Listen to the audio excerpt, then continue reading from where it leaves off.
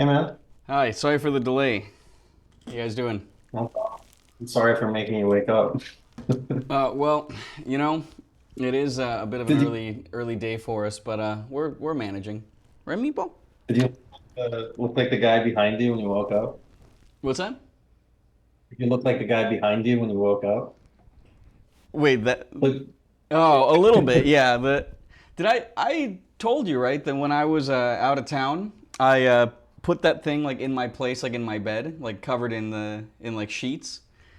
Just yeah, so I don't know, on the off chance that someone like broke into my place, they'd get like a little surprise. yeah, freak him out. I actually get a lot of questions about the mannequin and all that, and like whether I'm like, I don't know, get like scared at night to have the thing there, but I don't know, just I think it's comforting in a weird way. yeah. It's like if only he paid paid half of the rent, then that would be great. Okay, we have a request from the chat. Show meatball. Oh, okay, all right. This is meatball actually, yes. So good eye. Let's see how much meatball can we see here. Oh, there we go. Say hi, meatball. Meatball. Say hi, big boy. Well, there he is. I actually had to boot him out of the chair. Well, share the chair because he was taking this up. All right. So what are we talking about? Yeah, thanks for joining us on this fine evening or morning, evening for everybody's different, I guess. Yeah, this find. But yeah, this could be a pretty unstructured kind of town hall kind of thing. Um, what do you think about cameras on? How do you want to like? Yeah, I think that'd be good. I mean, no pressure, but anyone who wants to be on, I think should be. Why not? Okay, yeah, we could do like a first come first serve kind of thing. If you feel bold enough to put on your camera, we could take those questions first. And sorry, yeah, I just want to apologize ahead of time. Like throughout the duration of this, I might be, distracted petting Meatball from time to time, but just I'll snap out of it. We're all used to Oh, looks like we got a question bubbling up.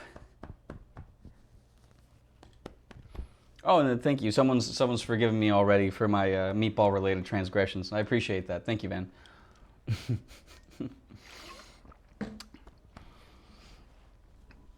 Oh man, so what classes do you guys have going right now?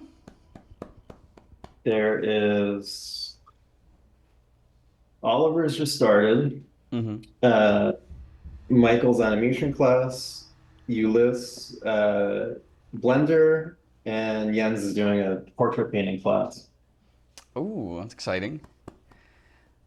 So I was just I was just in class yesterday and was like MacGyvering together like how to do like a Coliseum type setup with like a curving building. It ended up being a sheet of paper, like a strip of paper that's like sort of like curved in a half circle. I think it took us like 20 minutes to build or something, but it was like really effective. That's awesome. Like Yeah, that would old take school like Blender. it'd take like half a second in Blender. Yeah. You don't get a real thing. Yeah, I had to literally like draw my own wireframe on. It's like So how it's did you use it? Did you take pictures of it? yeah, yeah. Well, actually, I don't know if I have a picture of it like right this second, but it's let's see if I can flip the camera over. Oh no, I don't think it'll reach that far. I'll pull up a picture in a sec. Maybe I'll like drop it in the chat or something. Yeah, people want to see pictures. Oh, actually, it's just a Photoshop file. Yeah, I think I should be able to pull that up. I don't know. It's been fun, man. Like, I feel like I don't really like. I feel like I don't even like paint as much anymore. I just like sit around home and like build things. Um, It's like that's what I do for work, mainly 3D because it feels like I'm building something. It's like the I don't painting know, part there's is like not a that hard. Like, you know what I mean? Like after a what's while, it's that? like that's the irony is that like it's the setting up that's actually like, like work. Like the Yeah, and like the preparation is really satisfying. Like the actual finishing something when you prepare enough, there's like barely any labor that goes into it. Like all the labor is from like not preparing and then having to go back and do stuff that you didn't figure out in the first place. Oh, 100%. Like I can see people like I can see how someone like Rubens or whatever could just like, come up with like the idea stuff and like set it up and just be like, "All right, assistants, assist me. You're gonna paint this." Yeah, yeah.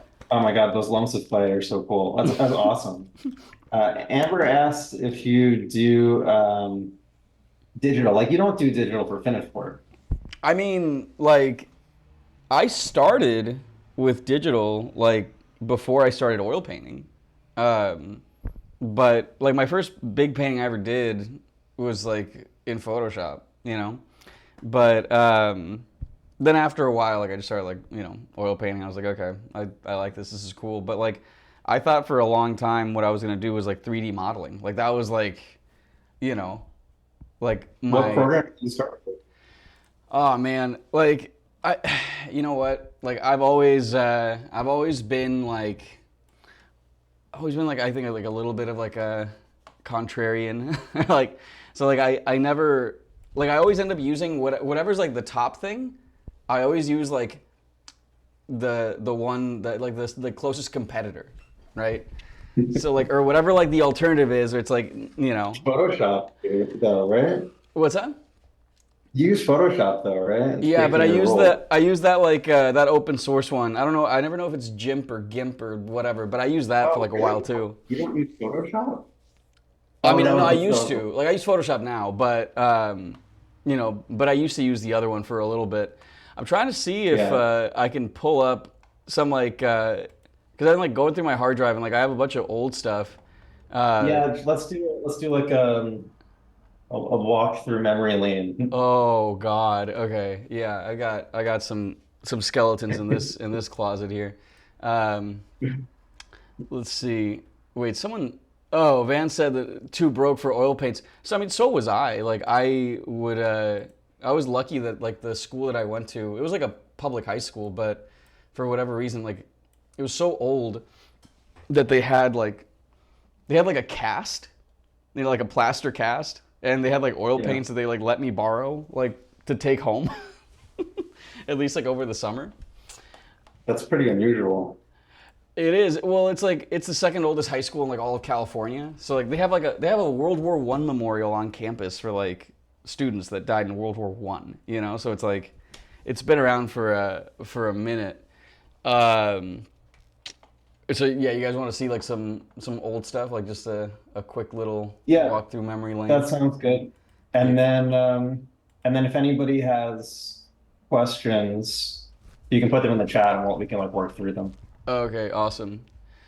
Yeah, someone was saying too that like you can get a cheap starter set of oil paints. Yeah, like I think that's a really good idea. Like you can also like acrylics will do most things that oil paint does. So like, oh, and like I used to have like a sketchbook that I would paint in acrylics. What am I saying? I literally have like some of that stuff in front of us right now. Um, and let me see. I'm gonna set this to open with.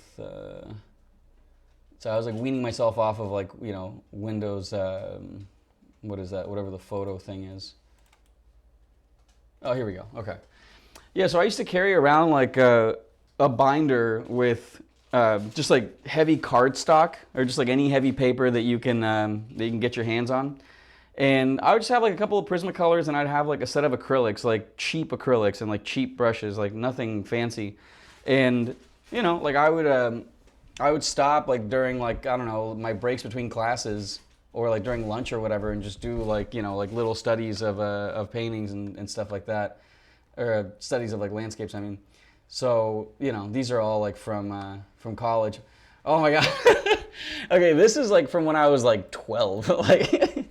And somehow, like, I thought it would be a great idea to, like, not study anatomy, but just, like, make it up for whatever reason. Like I thought that I would, like, be able to conjure up knowledge from, like, I don't know, the ether or, like, talent or something. I there's a reason they don't let 12-year-olds like vote, you know. Oh man, yeah. Like, oh boy, yeah. Oh god. And then this is like when I started getting like more serious. This is like my sister. You know, I convinced like all of my family members to pose. That's when I first. I remember reading that like Richard Williams book, like the Animator Survival Kit, and he has this whole section on like life drawing. And I was like, hey, what the hell's life drawing? Like, what does the life part mean? Like, did you ever read that book, Devin? Which was it? The Animator's Survival Guide, I the think a Richard long Williams. time before I ever started taking art seriously. Oh, okay. Yeah, I got it just because it was recommended on like some 3D software manual that I was reading. Oh, I forgot to answer that. Yeah, I was using like I don't even know if it exists anymore. This thing called Hash Animation Master for like a long time, and then I just switched to like XSI like you know sometime after that.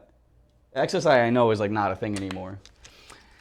Oh, Nicholas is asking, what do you think of dynamic symmetry and the golden ratio? Do you use them in your compositions? I think it's bullshit. I think it's like some Da Vinci Code, like ancient alien shit. I think it's so distracting when you're trying to learn how to paint to like even think about any of that.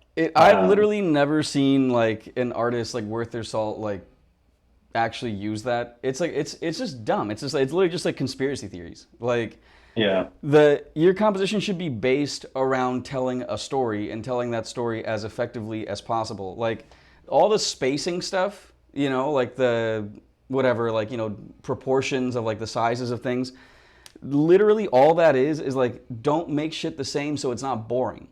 That's it. Like that's it. It's not like there's no magic like, you know, like alien inspired like, you know, pyramid building like thing in the, you know, that you know, some secret code or whatever. You know, and it depends on what kind of work you like, but you know, let's say if you have an interest in like 19th century narrative work like some of us do, it's literally just like story based. Like I can, you know, eventually like send out some links for some articles about how they thought about composition, and it's not like that at all. But oh yeah, and like I was like, you know, big Morrissey fan, like every you know, Hispanic kid in like Southern California, you know, all go through that. Was that a phase. thing? Yeah, it's still a thing. It's like weirdly like it doesn't change with time. That's a stereotype. I've never heard that. It's not even a stereotype. It's just like a rite of passage. Like it's just like a thing I would say you go through, but you don't really forget. Like, yeah, I ended up like doing a lot of like what's it called? Like a lot of studies from life and like a lot of studies from like masterworks and stuff like that. And that was like after I decided to like get serious. Really, what it was is like I was in like a drawing and painting class, and I was trying oil painting for the first time, and there was like a guy who was better than me at it, and I was very like competitive at the time, so I was like, no, I'm gonna learn everything about this, and that's like, yeah, literally just like petty rivalry was like how I, you know, got really like started on that. Oh god, this is like the kind of stuff I was doing when I was like a kid though. This, like, when was this from? 17. Oh, okay, so 2005. This is what I was doing. No real theme. I'm trying to find. Huh? I'm trying to find some of my old work. Ooh, yes, please. Like, yeah, I think a lot of it was like very like, you know, it's kind of like emo, like, I don't know. It's a little nebulous, like finding any kind of theme there. Then this is from college. This is like, you know, a significant amount of time after. And then I moved on to like some smellier subjects like this. Let's see, what's shitty old work? I feel like I need more descriptive names for these folders. Let's see. Oh my God. Dude, okay, so yeah, this is what I used to do. Like I used to do like 3D modeling like all the time. This is like before I like really, you know, got like into, like I was drawing, but not doing like really serious drawing. Van asked if I have digital ones. Well, there's the one. Let's see. Okay, we do have a couple questions up here. Let's see. Someone asked, Why do I think learning painting and drawing is such an alien concept when we're just starting out? Is it because we have to back engineer a lot of stuff that we take for granted simply by looking and knowing how things work? I often get lost in the process of painting, and your recent stuff on Discord were like a spark that I needed. Oh, cool. Yeah, okay, so the reason why painting and drawing like trip people up is because we have a lot of like bullshit, like modern sort of mythology around it. Drawing or painting are not that different from writing. Like, think about what writing is, right? Writing is a system of communication based on using like graphic symbols, right? So like different kinds of squiggles and dots and lines to communicate like feelings, ideas, etc., right? And you use writing, you know, very casually. You can use it for writing grocery lists. You can use it for, you know, writing love letters. You can use it for writing poetry, propaganda, you know, instruction manuals, like what have you, right? And you don't think twice about doing it. So why is drawing different? You know, drawing can be descriptive. It can be used for creating things out of your imagination. It can be used for, again, just kind of like reporting on things that you're seeing in front of you. Again, writing can do the same things. So what's the difference? The difference is that no one asks you if you want to learn how to write. They just make you do it. And there's significant, you know, government resources poured into teaching you how to write, like worldwide. We have a healthy relationship with writing, mostly because we all have to do it. It belongs to everybody, and it's you're familiar with it, so it's not scary, right? But the stuff around like drawing and painting is that, like I said, it's been like heavily sort of like mythologized, where it's like, oh, you can only do it if you have talent, or you know, it's there's this sense that any kind of structure to it is somehow going to be a problem and restrict your creativity or whatever, which is not really a dichotomy that that people struggle with too much with like writing, you know? So, you know, there's, I think it's largely because of things like that. Like our attitudes toward it, you know, are not always very reasonable in terms of like, you know, how we expect the learning process will happen. B, also like, we've lost a little bit of like a sense of how much time it takes to do a certain thing, right? So people will look at like an academic painting, like an academic nude, and be like, oh my God, wow, I could never do that. That's so amazing. But then they'll try their best to do something like that in 3 hours if they're at an open session or whatever, or in an hour. This has gotten even worse, like even in the past couple of years, like the amount of like, especially for freelance and stuff, like the amount of time people expect things to take. Yeah, people have no idea, because like, because the thing is, because we're more familiar with writing, if you told me to write 400 pages in 10 minutes, I'd be like, you are insane. Like everybody knows that that's not possible, right? But the funny thing is that, yeah, like people will look at like some academic painting that probably took, if it's a nude of like a standard size, like a school academic nude, took probably the standard 24 hours, and they try to do that in 3 minutes, and then there are 3 hours, and then they're upset that it didn't come out the same. And it's like, yeah, no shit. Like that person that made that thing that you admire also could not do it in that short time frame.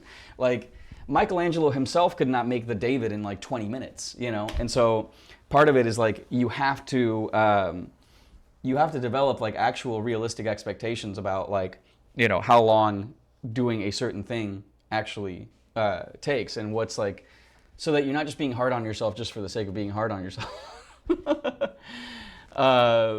Bruno saying you can draw a grocery list too. That's true, actually. That is possible.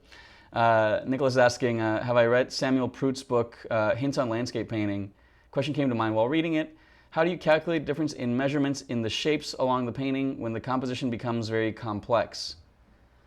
I mean, in terms of measuring, like, you're not going to measure that much stuff. Like, it's important to take take accurate measurements. Let's say if you're painting from observation or whatever, or if you're designing something where you need things to be a certain size, you measure big things, right? But measuring is not that useful or that effective for like very small things, at least not very like laborious measuring. So when you see somebody like holding up their pencil, closing one eye and measuring, that's a really good idea if you try to make something, if you're trying to make something accurate. But you're only going to take like, I don't know, like 10 measurements, probably max, right? The rest of the stuff is going to be some eyeballing, some triangulating, So it doesn't matter if a composition is complex or not. All of it can be reduced to like a few basic elements, and then you just subdivide from those. So that is not like a huge. There isn't really that big of a difference between, you know, having like a you know, having like a really complex set of things in like a composition that, you know, has like fewer elements, because the big one is just a bunch of big elements chopped up into smaller pieces, you know. um, it's kind of like, imagine that you have like a meal in front of you, right? I don't know, let's say you're like some kind of athlete and you're like, you know, you have like a, I don't know, dietitian carefully regulating how many like carbs and how much protein you're taking in or whatever. So they might measure like, you know, how many carbs you have and like, you know, I don't know, what amount of like potatoes and what amount of like, I don't know, whatever your protein is, you know, steak, you know, tofurkey, whatever, right? And what amount of like vegetables, right? So that, you know, because that has like a more important purpose in that case, that might get measured, right? No one is going to measure how you cut the meat though. Like when you're chopping it up into pieces, no one's gonna like, you know, your dietitian is not going to be sitting there being like, hey, that, you know, that spoonful of whatever is too big, right? So you measure big things, the small things take care of themselves. That's, you know, it doesn't, it's not that big of a difference, not that big of a jump. Um, Aaron says, do you have any tips for learning to finish illustrations faster within a realistic time frame? Depends on what type of illustration it is. I would say knowing what you want, like having a goal, having a target to hit is probably the most important thing, so you can actually like finish stuff, because you can't know when you're done if you like, it's like walking. It's like you can't know when you've arrived somewhere if you don't know where you were walking to, right? It's like dependent on that other thing. But one thing I will say is that like if you if you have to make something that has to be really like complex, there it's some or that has to be like, you know, highly finished, at some point there will be a stage in the process, whatever process you use, where you're going to have to like settle in and work one area at a time. So like people a lot of times will paint like all over the entire image all the time, and that's fine for establishing things. But if you were to create something like some kind of like scientific illustration, right? Something that requires like a really high level of like precision and is sort of less like impressionistic, then at a certain point it does become an advantage to like sit down and, you know, after you have some big thing established, paint your bird or dinosaur or whatever like kind of feather by feather, or at least have like some period of doing that. Now, of course, you have to have some kind of control over the global relationships, you know, something you have to keep in mind. But from a practical standpoint, you probably will have to, you know, kind of piece it together from little things. Well, that's why it's important to have like a finished sketch where like all of those problems are worked out on a smaller Yeah. scale before you start diving into the detailed stuff, because we're used to like looking very piecemeal at things and not Yeah. considering the big picture. Like our vision hasn't evolved that way to do that. Yeah. So yeah, you have to really prepare. Yeah, I think like finishing things in a realistic time frame, it's all about solving big problems. And like the more experience you have with finishing things, you know the kind of problems you're going to run into later down the line.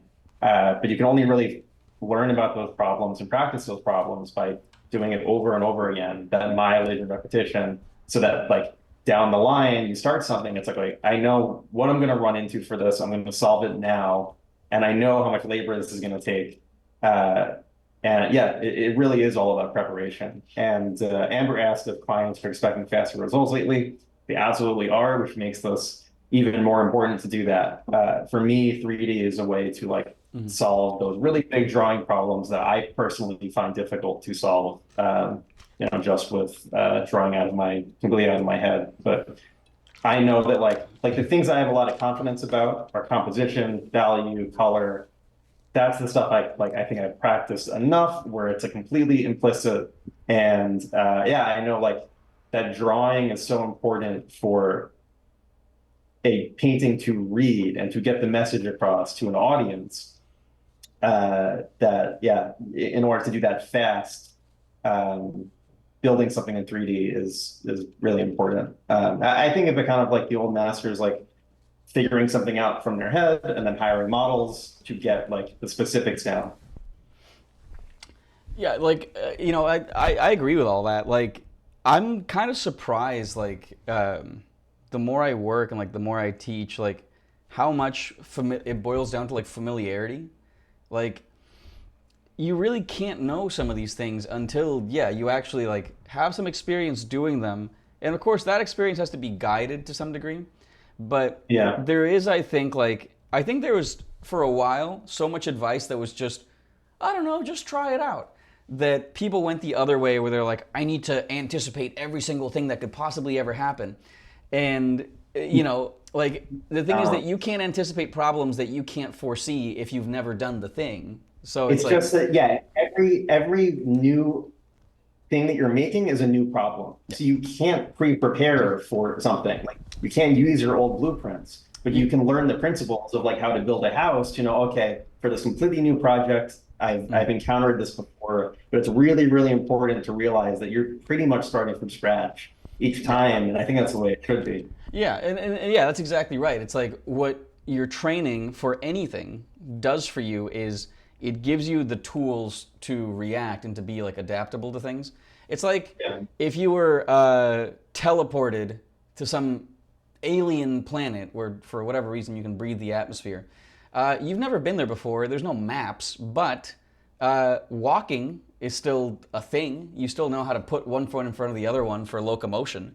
And it's like, walking is a tool that you can use to navigate terrain regardless of what the terrain is, basically, right? But you don't have to have Yeah, like a pre-planned, thing for that. Now, with time, you exactly. would develop those, some version of a plan, but it will not be like, it's like when you give someone directions, you don't tell them where to put each foot. You just kind of And largely tell them where to also, turn. it's a very different thing, like taking a walk around your block and then coming back home versus like doing a cross country trip. There's very different problems that you encounter. Yeah. And if you're only doing 15-minute, 30-minute, if your longest piece took 3, 4 hours, it's really like you're only walking around the block. Yeah. And um, finishing something really requires like enough time to encounter those problems and learn from them. It's kind of like, I don't know if it's a relatable analogy, but in video games where like when you get to the boss, but there's no save point before the boss. So like you get there and you die in 2 seconds from something you had no idea what happened, and you have to start the level all the way over again. You get pretty good and familiar with the beginning of the level, and it takes so much repetition to like get to the boss again, learn the moves before you get killed out of nowhere. And that's why like enough mileage finishing things allows you to like complete the stage. I don't know if it's a stupid No, analogy. I think, dude, I think that makes a lot of sense actually. Like, I think that people like, and this is funny because this can sound like some like hippie bullshit like very easily, but that's not really how I mean it. Um, it's like if you're an adult and you've survived this long, like you have the skills to, like the core reasoning skills and like organizational skills to do like anything drawing or painting related, right? Because it's like about like managing your time, managing your effort, having like goals that you set and sort of, realizing when you reach those goals, etc. It's just like sifting through information and like evaluating it and all that.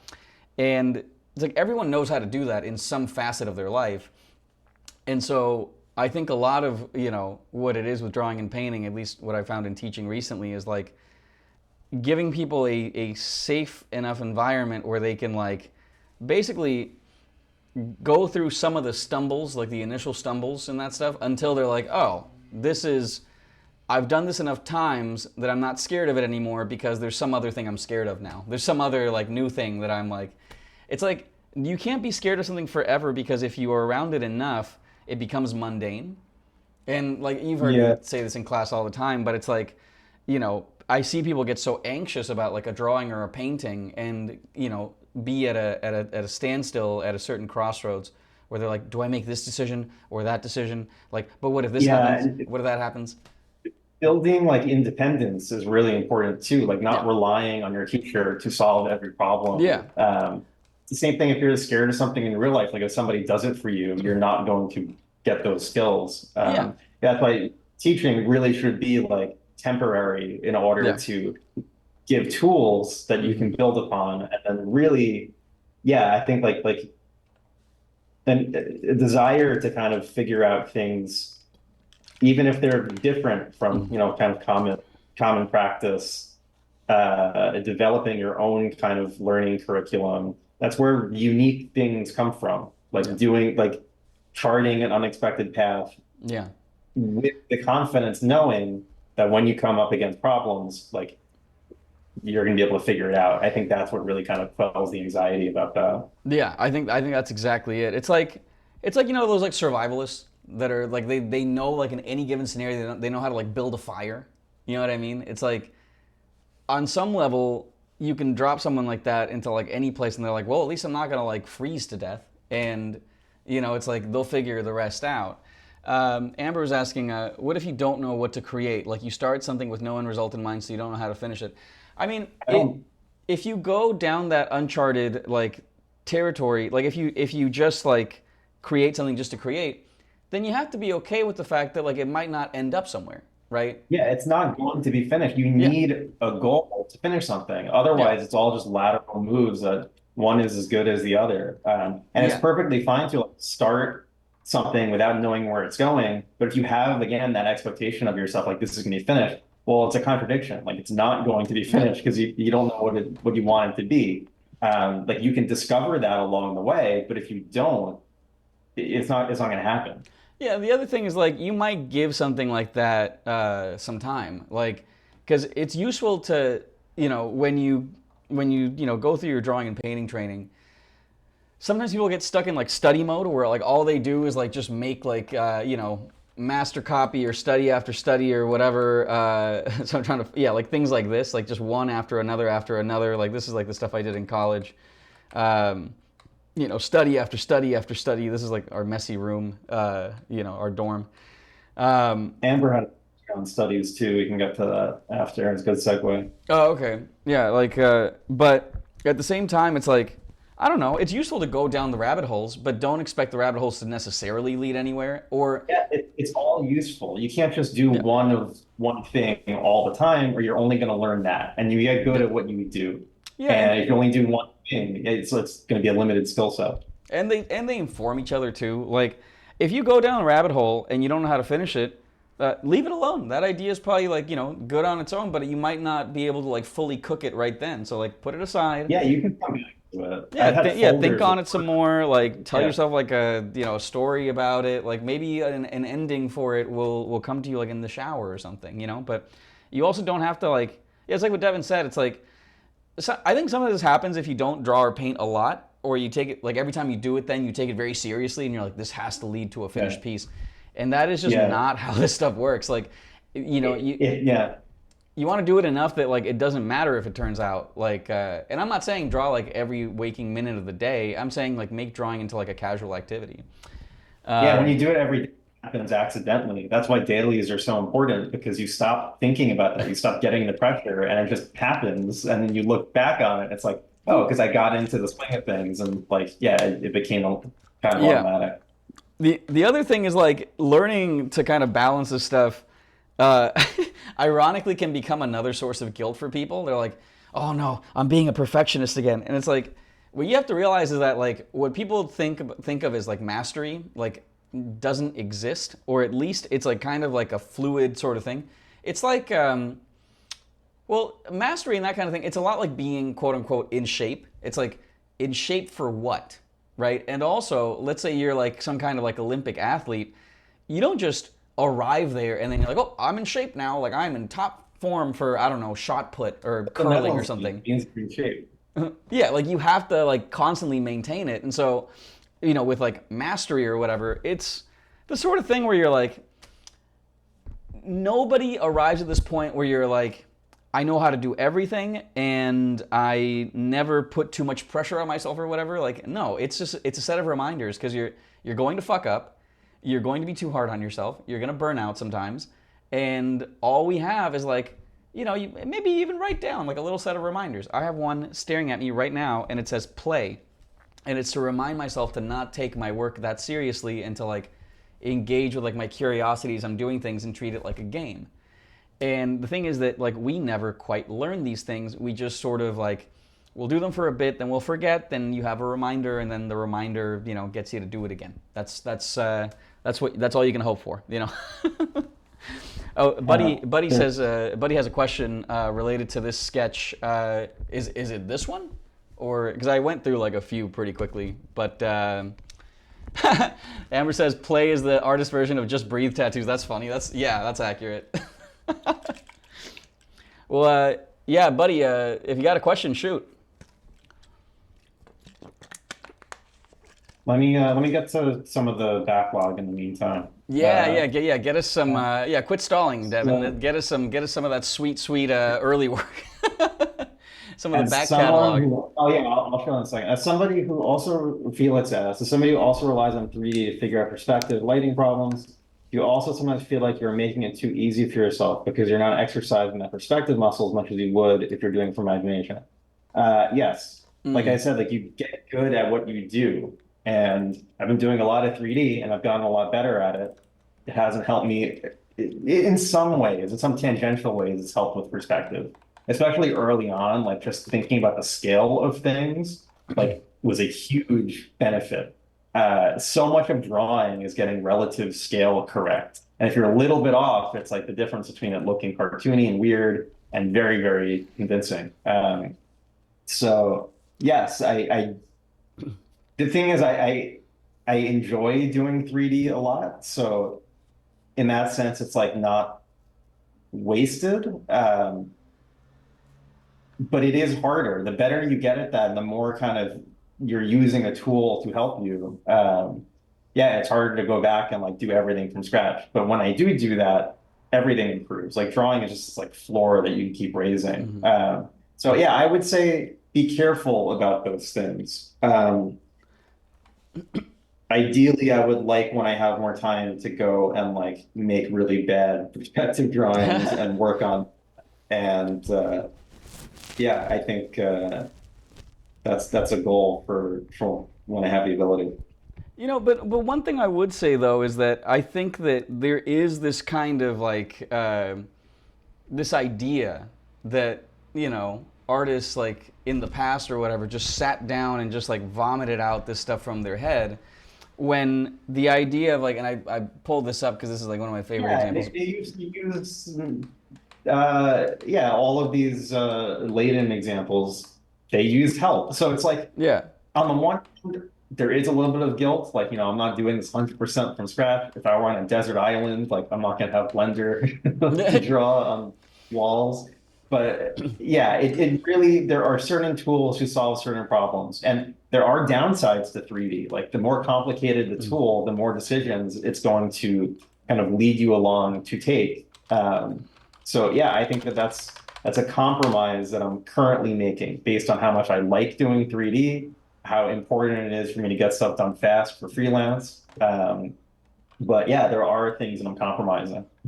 Yeah, I know for me though, like I have been encouraging people to do more things like that. Like one thing I would say is that like, you know, I mean, using 3D like at the same time, like doesn't preclude like you using like you know, perspective as well. And it's like I think it's good to like, you know, practice the other stuff. But I think people grossly overestimate how much people did out of their imagination. Like for this particular you know, painting, you know, if you want to see the stuff that Leighton did out of his head, there you go. That's what drawing from imagination looks like, at least in this period. Like, it's not, you know, and I think this is not, like, this is not from imagination, you know?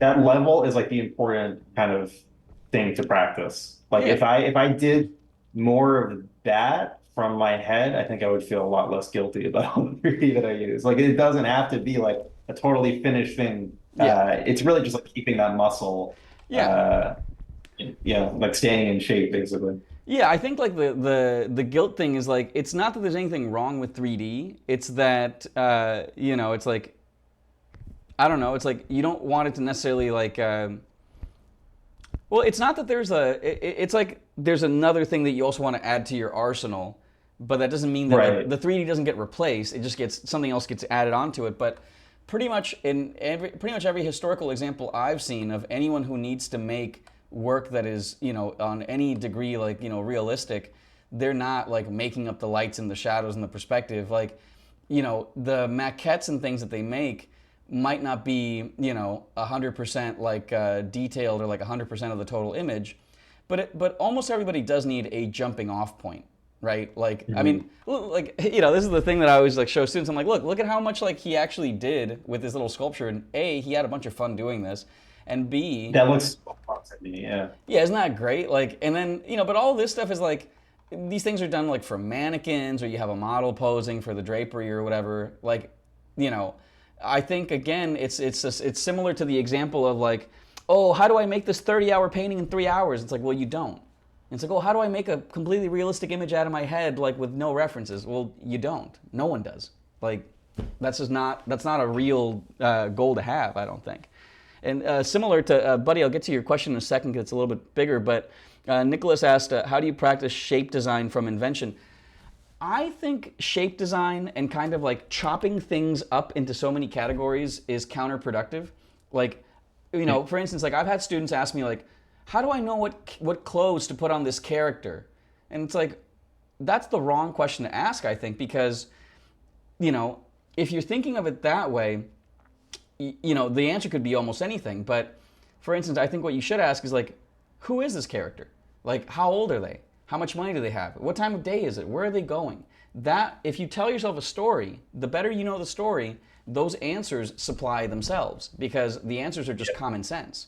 But if you And don't if have you a can like, story, sorry, go ahead. if you can be like in the moment with the story, those Mm-hmm. things come intuitively, like as you're working, and then you're Yeah. like, where did that come from Yeah. later? Yeah. As opposed to like totally thinking about these things. It's Yeah. really important to like ask yourself, what is the painting telling me? What do I want it to Yeah. say? And then you can say, okay, what shapes are going to make me feel Yep. that way? And then it happens. I never use the word shape design. I would Yeah. put that Same. under the umbrella of drawing and Mm-hmm. composition and like bigger things that are much more important to Yeah. focus on. Yeah, it's like looking at a page of Shakespeare and being like, "Wow, look at all those letters." Like that's not the point. It's like you come up with Yeah. the ideas, you inhabit the story, the letters will happen, right? Yeah, shape design is myopic in a similar Yeah, way of like yeah, focusing on the letters. and and, There and was a, also, sorry, go ahead. yeah, sorry, go on. No, go I ahead. was gonna read it, but Oh, I was just gonna say as a final note on that, it's like if you think of everything that way as like this separated out little thing that's unrelated to all the other stuff, then of course you're gonna look at your drawing and painting training and think, oh my god, I have 200 things to learn. But if you look at it from the standpoint of like storytelling and having like a few basic principles, like for instance in Devin's book, like that idea of like all of these like options that you have being just different kinds of contrast, like, oh, so now you have like one big thing that you have to always like be thinking yeah, about. But you that, can sleep better at night because you don't have yeah, 200 things in your head. It's yeah, really important. you have one thing 200 times instead of 200 things. Exactly. And it's important to realize that everything is the same and everything is contrast. Yeah, And then you have this big umbrella that you can put things under and you can like file it away neatly and it doesn't cause uh, anxiety. yeah, There's a related question. As educators, have you noticed certain trends across a lot of your students' work or any habits that are more apparent now compared to when you were students? Yes, there's the biggest trend is always uncontrolled contrast. That's the thing yeah, with every single student. And there's certain reasons why that happens. But I would say like the number one thing that I do in my mentorships and anytime I'm doing a paint over is reducing and controlling contrast. yeah, Usually there's too much contrast everywhere. It's not grouped. So reducing contrast, getting into groups, rethinking how to like compare and contrast those groups together, how to relate them to each other to convey a story, to convey an idea. yeah, That's the thing I'm doing 100% of the time. And a big part of like teaching is explaining that it's all under that one big umbrella of contrast, that everything is really the same and it's all related, so that students have the tools to actually see that because what we know really influences what you see. If you're not really aware of these concepts, like Ramon said, like we learn about writing, like since we were kids, like this is not something that's Yeah. intuitive for us, then you start seeing painting in a whole new way and you get total control over what you're doing. And you feel like, okay, now I'm in charge of the painting instead of like Yeah. feeling like it's kind of bossing you around. And are there any habits that are more apparent now compared to when you were students? A big one is like, I think that there's been a trend. Uh, I've seen a lot of like plein air paintings that are not plein air, Oh. that are from photo.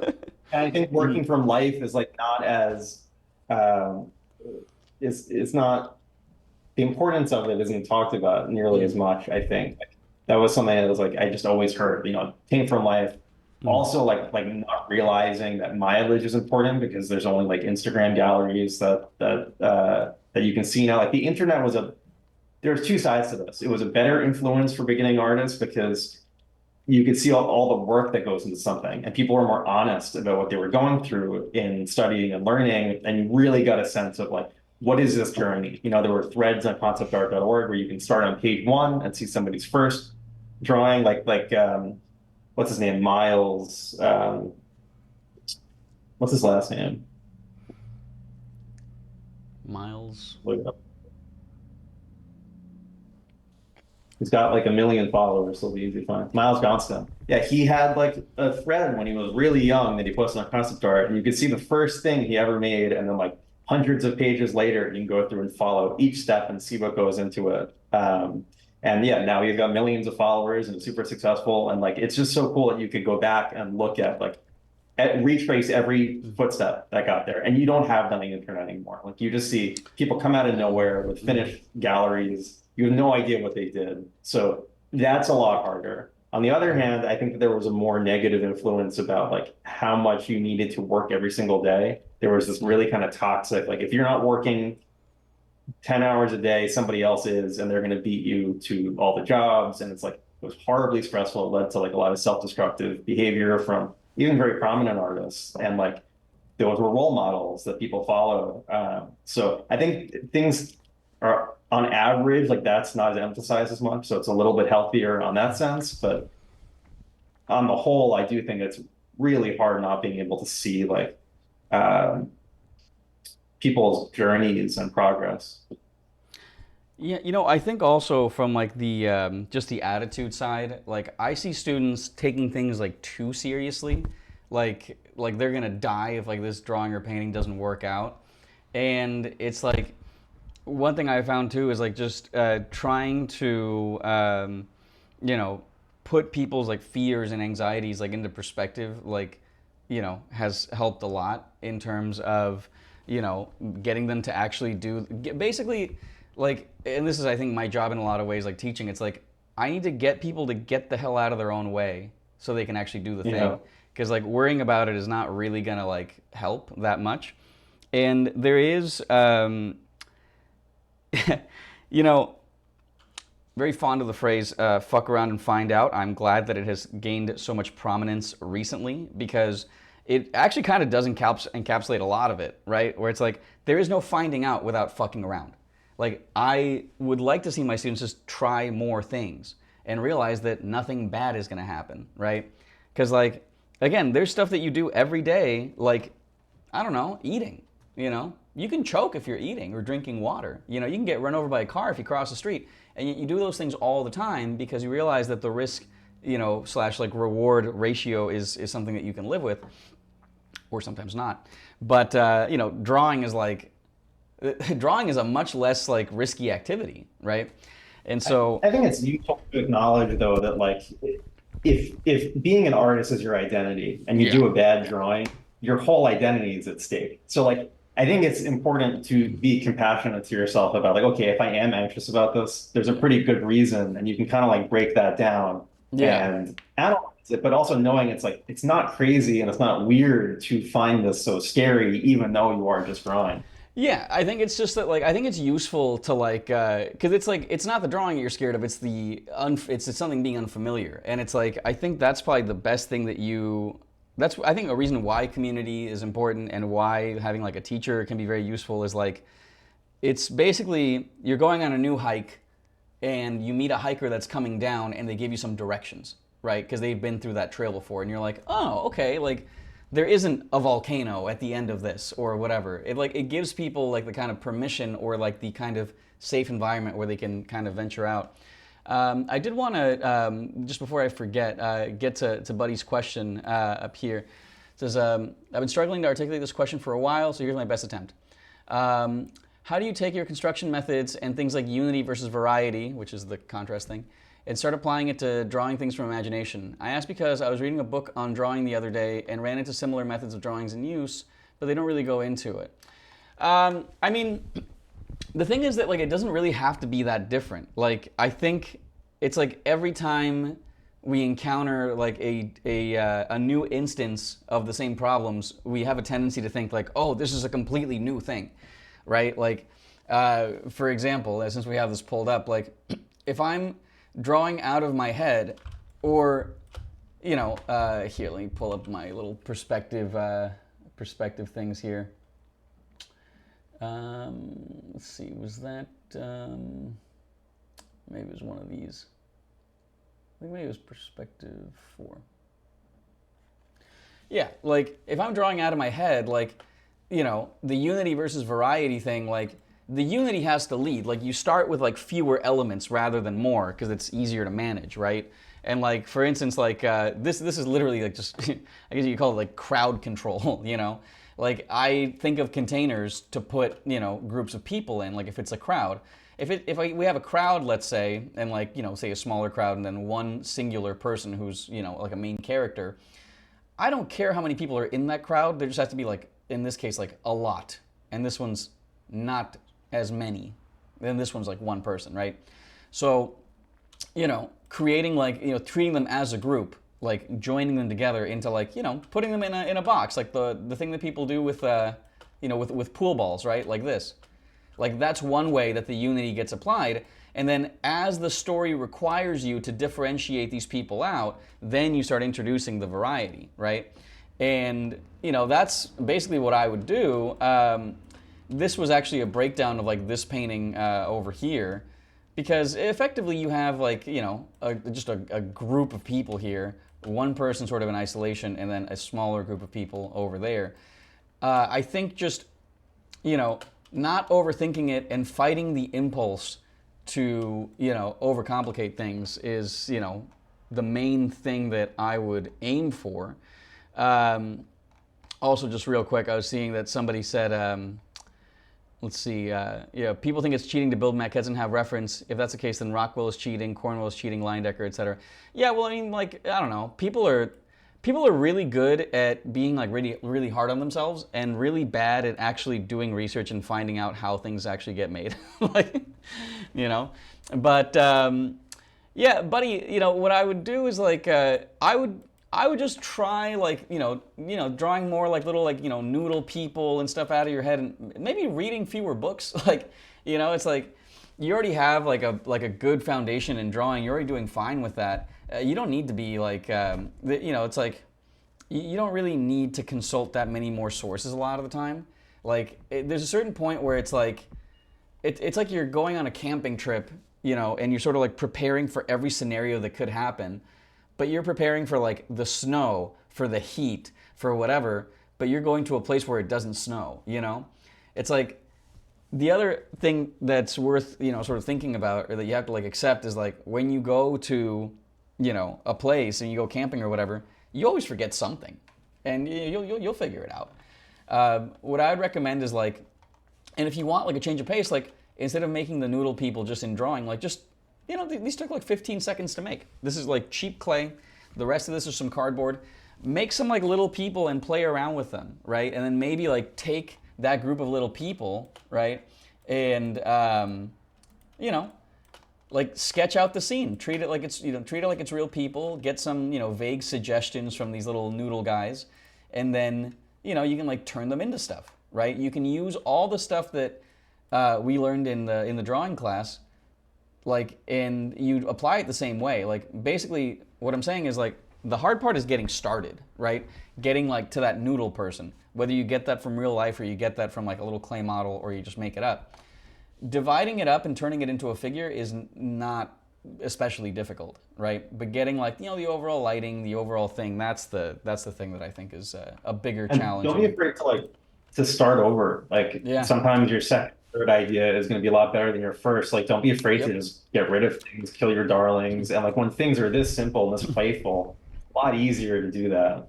Oh yeah, and it's like just have like a casual attitude toward this stuff. Like just like, let me just like, well, let's just see what happens. Again, the Yeah, fucking around and finding out.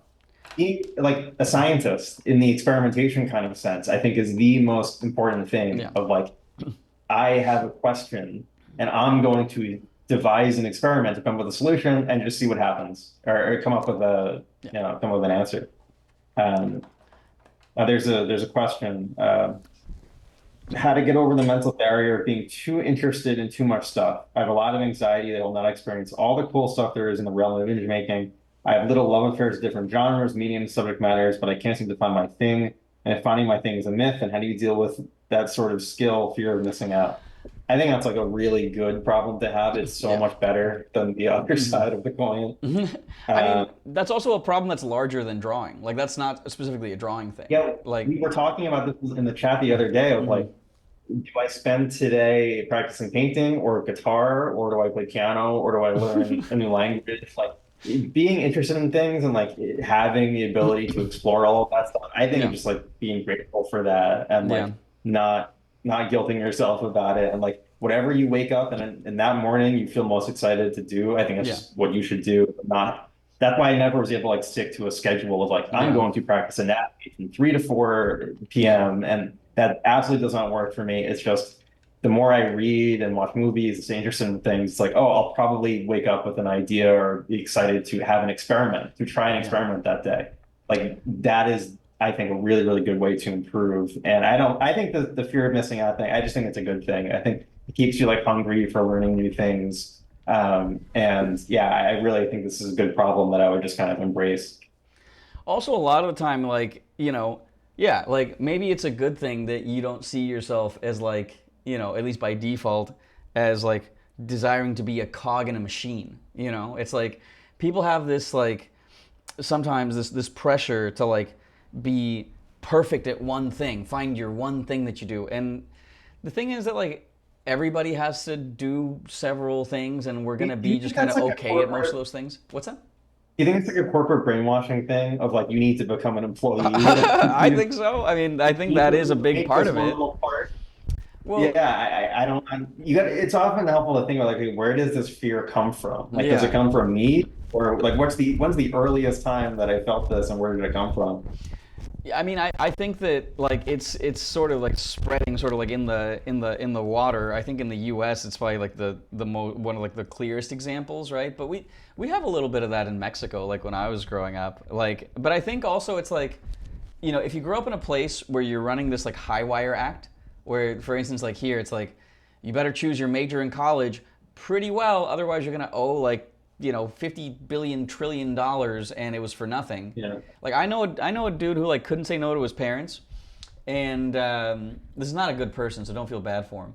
But this guy's like he went to law school because his parents cajoled him into it, but like they didn't pay for it, and this dude just wants to be a dancer, and he's like $200,000 in debt because he went to law school. You know what I mean? And like it's one of those things where like I can see how there'd be some anxiety around that, like the deciding if the stakes are like that you'll be $200,000 in debt. But anyway, Hey, as a final thing for that, a lot of this pressure is question or statement. A lot of the pressure I think comes from trying to make money off of passions, and I yeah, think if you can like I said, like try and sincerely follow those passions. Like, what am I excited about? With enough time exploring those, you really get to somewhere unique. And I think in navigating this financial system that we find ourselves under, yeah, having that kind of thing is also the best way to, I think, financially be successful because you yeah, have a unique thing that is unique by virtue of you being yourself. And yeah, that people come to you for that instead of, hey, do this thing that any employee can do. And that's not a good place to find yourself in when you kind of pursue yeah. a one particular style unless you know for sure like that's the thing you want to do for the rest of your life and you're never going to get bored of it. Yeah, I think also there's like, you know, like you go through different phases in your life. Like and you resolve these like contradictions and these conflicts in different ways during those phases. Like for instance, like I wanted to be an animator first, and then I was like, oh, maybe I want to be a 3D modeler, and then it was like, oh, maybe I just like want to be like a, maybe I want to be a viz dev artist, and like, oh, maybe I want to be like a, you know, painter or whatever.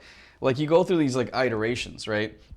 And for example, like it is not always realistic for everybody to make money from like whatever their passion is, but I think sometimes the pressure is there because especially like, you know, in like modern like jobs, like people increasingly do not have leisure time, so you don't have time to have a passion, so you have to make your passion your job because you don't have enough hours in the day to have both. Yeah, is that by design? Like imagine having hobbies, like, you know, it's like, and Yeah. some of the best advice I've ever seen in terms of financial stuff was from my friend Cooper, J.W. Cooper, where she said like, you know, maybe you just like at least like whether it's at the beginning or maybe it's later on, it's like maybe you just find a thing that pays you enough like money and just takes care of like the essential like just money stuff, and it's something that you like don't hate. And I'm paraphrasing here, but you can find a number of interviews with her.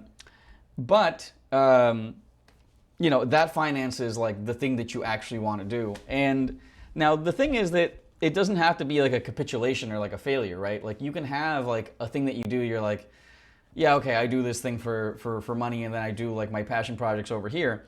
The thing is, there that gives enough room for your passion projects to incubate and to not have financial pressure on them. But there may come a time when like, you know, the passion project becomes something so unique and something that is in demand that it overtakes your like regular job. And the thing is that like a lot of artists have a day job, and I don't mean that like in the they have a job that's separate. I mean like, for instance, like one of my heroes, Mariano Fortuny, he would make these paintings that a lot of people like now, that a lot of people admire and a lot of people loved at the time, and he hated making them because he wanted to do like all this like crazy Lynchian other stuff, right?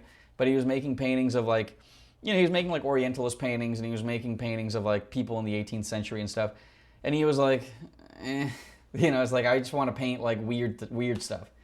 So, you know, it's like, and a lot of, you know, gallery artists end up in that position where if you make something that sells, you are locked in making that thing, and you might not be Yeah. able to like change your style or explore other stuff. So it's like if That's you're in a right. Like, position, don't put stuff you don't like in your portfolio, like yeah, that you don't want to do. Only put things in your portfolio that you'd be happy doing for work.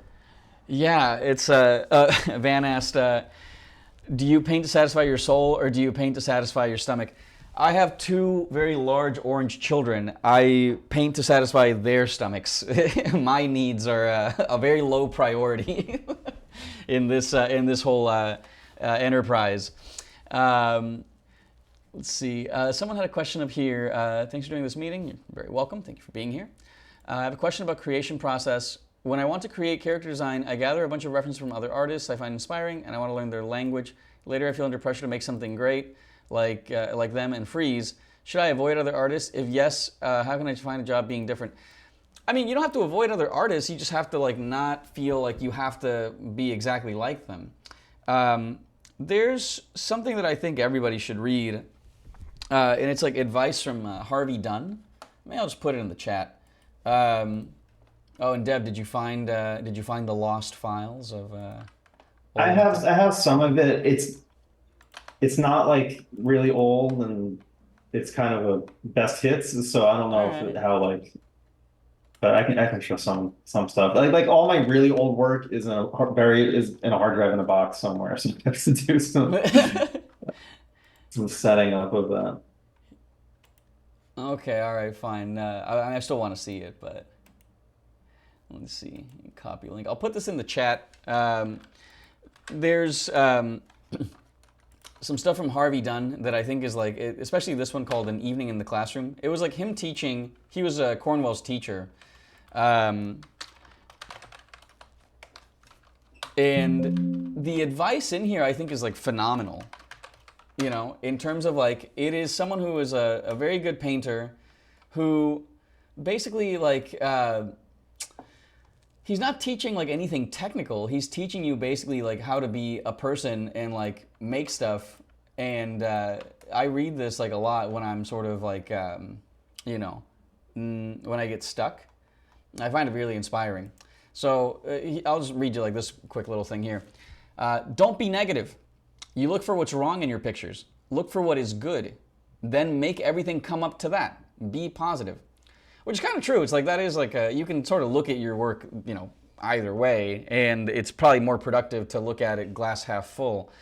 And he says, as I told Dower tonight, when you get an idea and you sit down to sketch it, right away, all the little doubts and second thoughts and limitations that have been hanging around waiting for you to start some positive action, one may be over there in the corner sleeping, like Meatball is right now.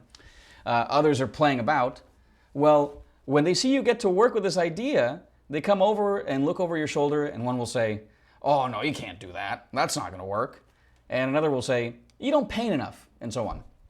Say to them, I'm only playing. You go on back to your corners. And honestly, when you do just play with the idea, they do go away and leave you. They don't want you to work, that's all. Play around with those little sketches, saying to yourself, now, if I were a really first-rate artist, how would I express this idea? Then keep playing around until you think, that's the way I really believe a first-class artist might do it. You know, and honestly, there's a lot in that. Like, I think that is probably some of the best advice I've ever gotten. And it's coming from, you know, someone who paints like that. So, you know, I would probably take that very seriously. And again, it's not incompatible with, it's not like, you know, because people have this thing where like, oh, am I being too easy on myself? Am I letting myself off the hook? If there's a way that you can find to make your life easier, thank God for that. Like, don't like, you know, don't try to make your life more difficult. Life is difficult on its own. Your job is to make your life easier. It almost sounds like if you're compiling a big purette board of like other character artists, it might be from a place of like, I need to make it this good. Yeah. And like maybe letting go of that temporarily so that you can actually play and explore. So it sounds like for the moment, like gathering all that reference and like coming from that place of like, I'm so inspired by these other artists, I want to kind of live up to their ability. Maybe try approaching making art from a different place, at least temporarily, before kind of bringing that back. Because it sounds like it's encouraging you to listen to that like voice that's coming more from a place of anxiety rather than from a place of experimenting, exploring, and playing. Yeah, and like I think a lot of the time it's like you have to find better goals. Like a lot of times the goals that people have, I think, are not serving them or not that useful. Like your goal in making this stuff is probably not going to be something like, I want to be as good as this artist. What if your goal were, I have this character from this world that I think is fascinating and I want to explore this world and share it with other people? Like, what if you thought that instead? Yeah. You know? And the greatness and all of that will happen on its own because, you know, what we're referring to when it comes to that, and when you draw or paint something that is compelling, it is because it means something to you, because it matters to you, right? If it doesn't matter to you and you are approaching it from the outside, trying to like, almost like an alien trying to mimic what like, what do humans like? Sort of like that, you know, or like, what is good art? Then, you know, you're going to miss out. You're cheating yourself out of like the most beautiful part of this experience, which is like, you know, the part of you that's kind of like a little kid. That's like, you know, like I want to play with this and like, oh, this is like a fascinating story that like I have to tell to myself or to others. In the first place. Yeah. Yeah. And like kids are not worried about looking stupid when they're doing that. Like when they're playing with like, I used to play with Lego a lot, but that sort of thing. Because on some level, you kind of have to get over it. Like, you know, kids do look stupid when they're playing, and it's fine. You know, all of us do. Yeah, that's the part of 3D that I like too, because it feels like playing Legos. There was a question in the chat. How do you know if you've hit an artistic plateau? And I think it just goes back to what Ramon was just saying about like having goals. And for me personally, like whenever I plateau, it's been like I've been very unclear about what my goals are. I don't really know what I want to do, and like you don't improve and get better just naturally over time without like exploring something. You know, as you get older, like you have to have something that you're interested in exploring and doing experiments on, and Yeah, sometimes like just in life, you're less interested in things or your goals are a bit less clear and like Yeah. those plateaus are okay. And like they usually pass without, having to force it too much. Yeah, well, and also like think about like what a plateau is, right? Like, okay, if it's not a plateau, then like you're climbing, let's say, right? Like, climbing toward what? Like, if there's nothing to Right. climb Yeah. toward, you cannot climb. That's why that mountain kind of analogy of like, hey, there's a mountain and as artists, we all climb the mountain. Like, I don't like that. Like, Yeah. there's not one mountain. It's not like, Yeah. it's not like It's a, no, they're a actually horse that. pyramids, and they were built by aliens thousands of years But ago. that analogy, it's so common, and I think it does do Yeah. a little like it does do a little bit of damage in being so ubiquitous, Hmm. because it makes you feel like you're just on this path that like I don't know, Yeah, and it's I like don't like it. linear, and it's so yeah, I get that. Yeah, and there's another question. How do you approach your work critically? Is there a system you come to rely on or question you would ask yourself during the process and in those quiet moments of contemplation? And I think, yeah, there is. And it's in thinking, first is in thinking of art as a language. Like that Hmm. solves so many problems right off the bat that you're speaking a visual language. And the one question is, what do I want to say? And what is the thing that I may say? Yeah. And are they both the same thing? And that's the Hmm. one question you have to ask. And then if the Hmm. answer is no, then you can go down the list of like, okay, what are the artistic tools I have through visual contrast to say different things? What are tools that I know that maybe I haven't explored yet and that can practice and Yeah. improve? And then you can do some studies with intention to like learn those things that you might Hmm. need. Kind of goes back to that question about studies. Like Yeah. it's a language. And if you don't want Hmm. to speak the language, if you have nothing to say, like the other stuff is not going to come organically. And if Yeah. you're just following this path up the mountain that somebody else set, like, those paths on Everest of like, you're just on this tour guides, basically, like you're not really doing anything. Uh, wait, Van asked, could you explain a little more when you say not thinking art in language? No, we're talking about thinking of art as a language, the opposite. Like Yeah. you do want to think of it as a language because it's just a mechanism for like expressing ideas. That's all it is, you know. Those ideas can be anything. Like it could be literally like the little person that you see when you have to cross the street, or it could be like the Sistine ceiling. Um, let's see. If you're ever in South Dakota, Waldrug is a hype Disney-filled roadside attraction.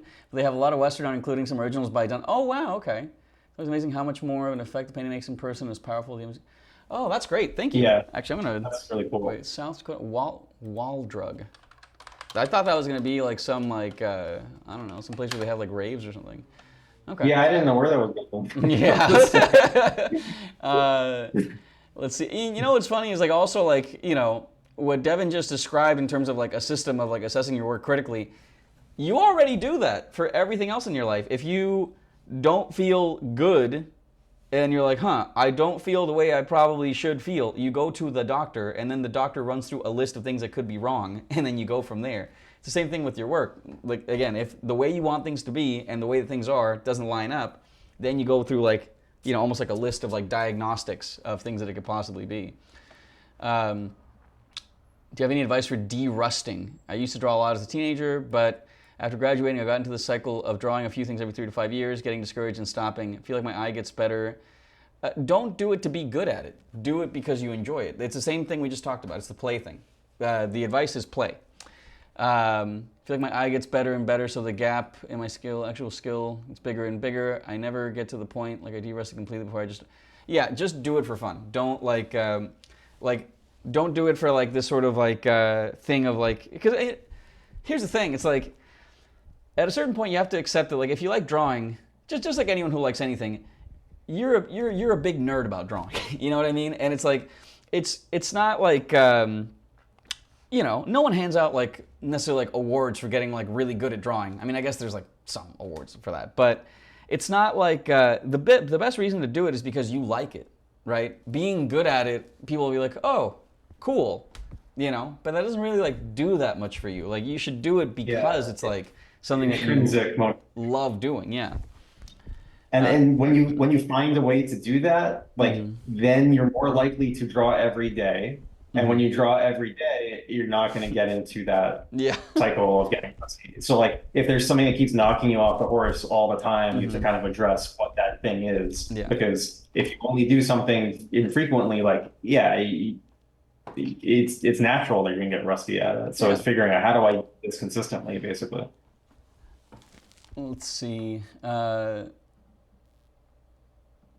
I think there was one question about work before. Working in a game studio where I don't grow anymore. I try to put together a new portfolio for a job, but I find it difficult to distance myself from the working place. Do you have any tips how to find this distance, leave job and building and work on my stuff? Yeah, that's really difficult. That is a difficult thing to do. Yeah. I think anybody working like a studio job first, just acknowledging like it's really hard. For me, one thing that I did was wake up early and come into the studio before anyone else got there and just have an hour to do something on my own. It helped me like warm up for the day and also kind of build, explore my own stuff. I have no idea if that might work for you or not. Maybe, I don't know, but yeah, like waking up early, going for a run, coming into the studio early, and then having an hour to do my own thing, that worked for me. If I tried to do my own stuff after work, there's no way it wouldn't happen. That's. I think that there maybe is like something nice in that. Like I haven't had that experience like working in a studio, but like at least knowing that something's covering the bills, like maybe would like if you do have that hour, or whatever. Like at first, it's like if you make your own stuff, it's like you at least know that like whether it goes well or it doesn't, it's just like There's no pressure. yeah, your life's not on the line. Like Yeah, so there is kind of a silver lining that you can focus on about that because yeah, I did find that kind of comforting that it doesn't matter if what I'm making is bad. I have this job, and even though I'm not totally creatively fulfilled by it, like yeah, it's fulfilling other aspects that I need. Oh, let's see. Oliver had a question from Han. Yeah, Oliver had a question much earlier on. Said kind of a rudimentary question, but I'd love to hear about how y'all recommend structuring painting time between like focus studies and also more exploratory work, because I feel like I'm constantly vacillating between extremes, just doing studies or just doing more stuff for fun, but kind of spinning my wheels with the time I have.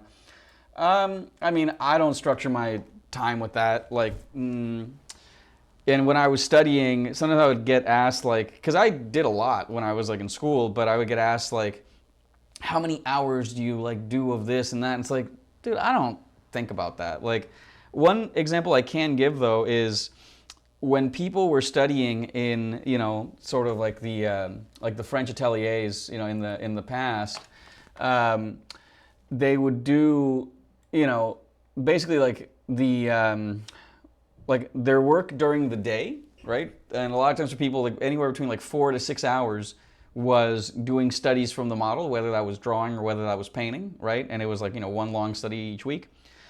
But for homework, they would do composition work, right? So if you want to split it up, something like that, where you have like, and here I'll just I'll have this in the background.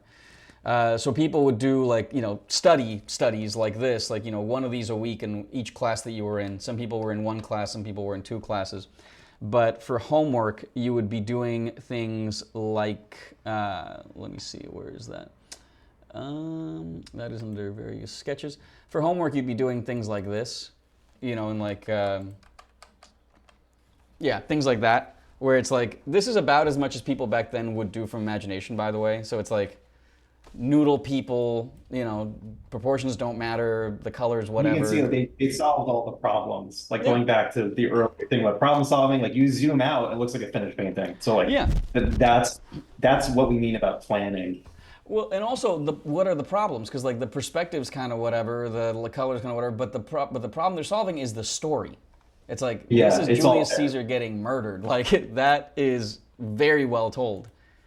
And that's the only criteria these were evaluated on, too. It wasn't like, well, the perspective is it. No, that's not what this is for, Yeah, like everybody doing the spit paints in dailies, like it's so cool and inspiring to see because everybody is focusing on that. And it goes back to the question of like, what do you see people not focusing on as much? Like, yeah, that hasn't really, I haven't seen as much of that.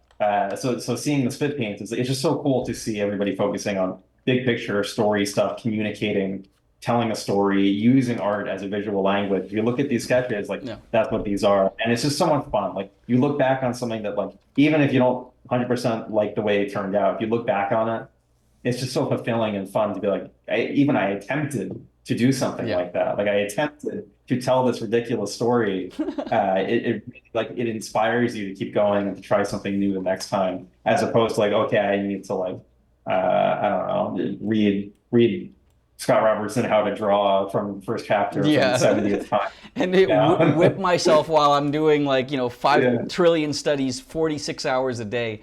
And that's another like funny thing is like, because I get students, and I used to be like this, where, you're just like, thankfully Will Weston like knocked it out of me, but I get students that are like, how do you build every single plane and every single thing, whatever? And it's like, first of all, there's not a fixed set of planes. Second, they're like, but before I even do any kind of composition, I know everything about human anatomy. And it's like, really? Really? How much anatomy do you think you need to make this fucking egghead? Most people already know that amount of anatomy. Yeah. Like the head, like it's a mannequin. Like most people can draw a mannequin. Yeah. Uh, I mean, these are literally like, look at this. These are not much of any. If anything, this is kind of overkill. But there's a lot of these that are just like, they're just like little noodle, like they're just like little noodle people. Like anyone who's even kind of like looked at some of this stuff half seriously, or follow like some online tutorials, can make like a little bean or like a little egg or something. yeah.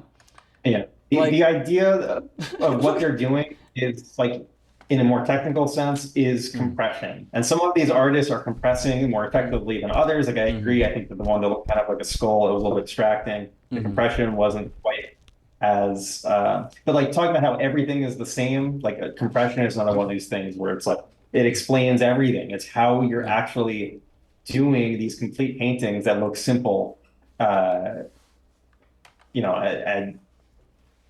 telling the story while being simple.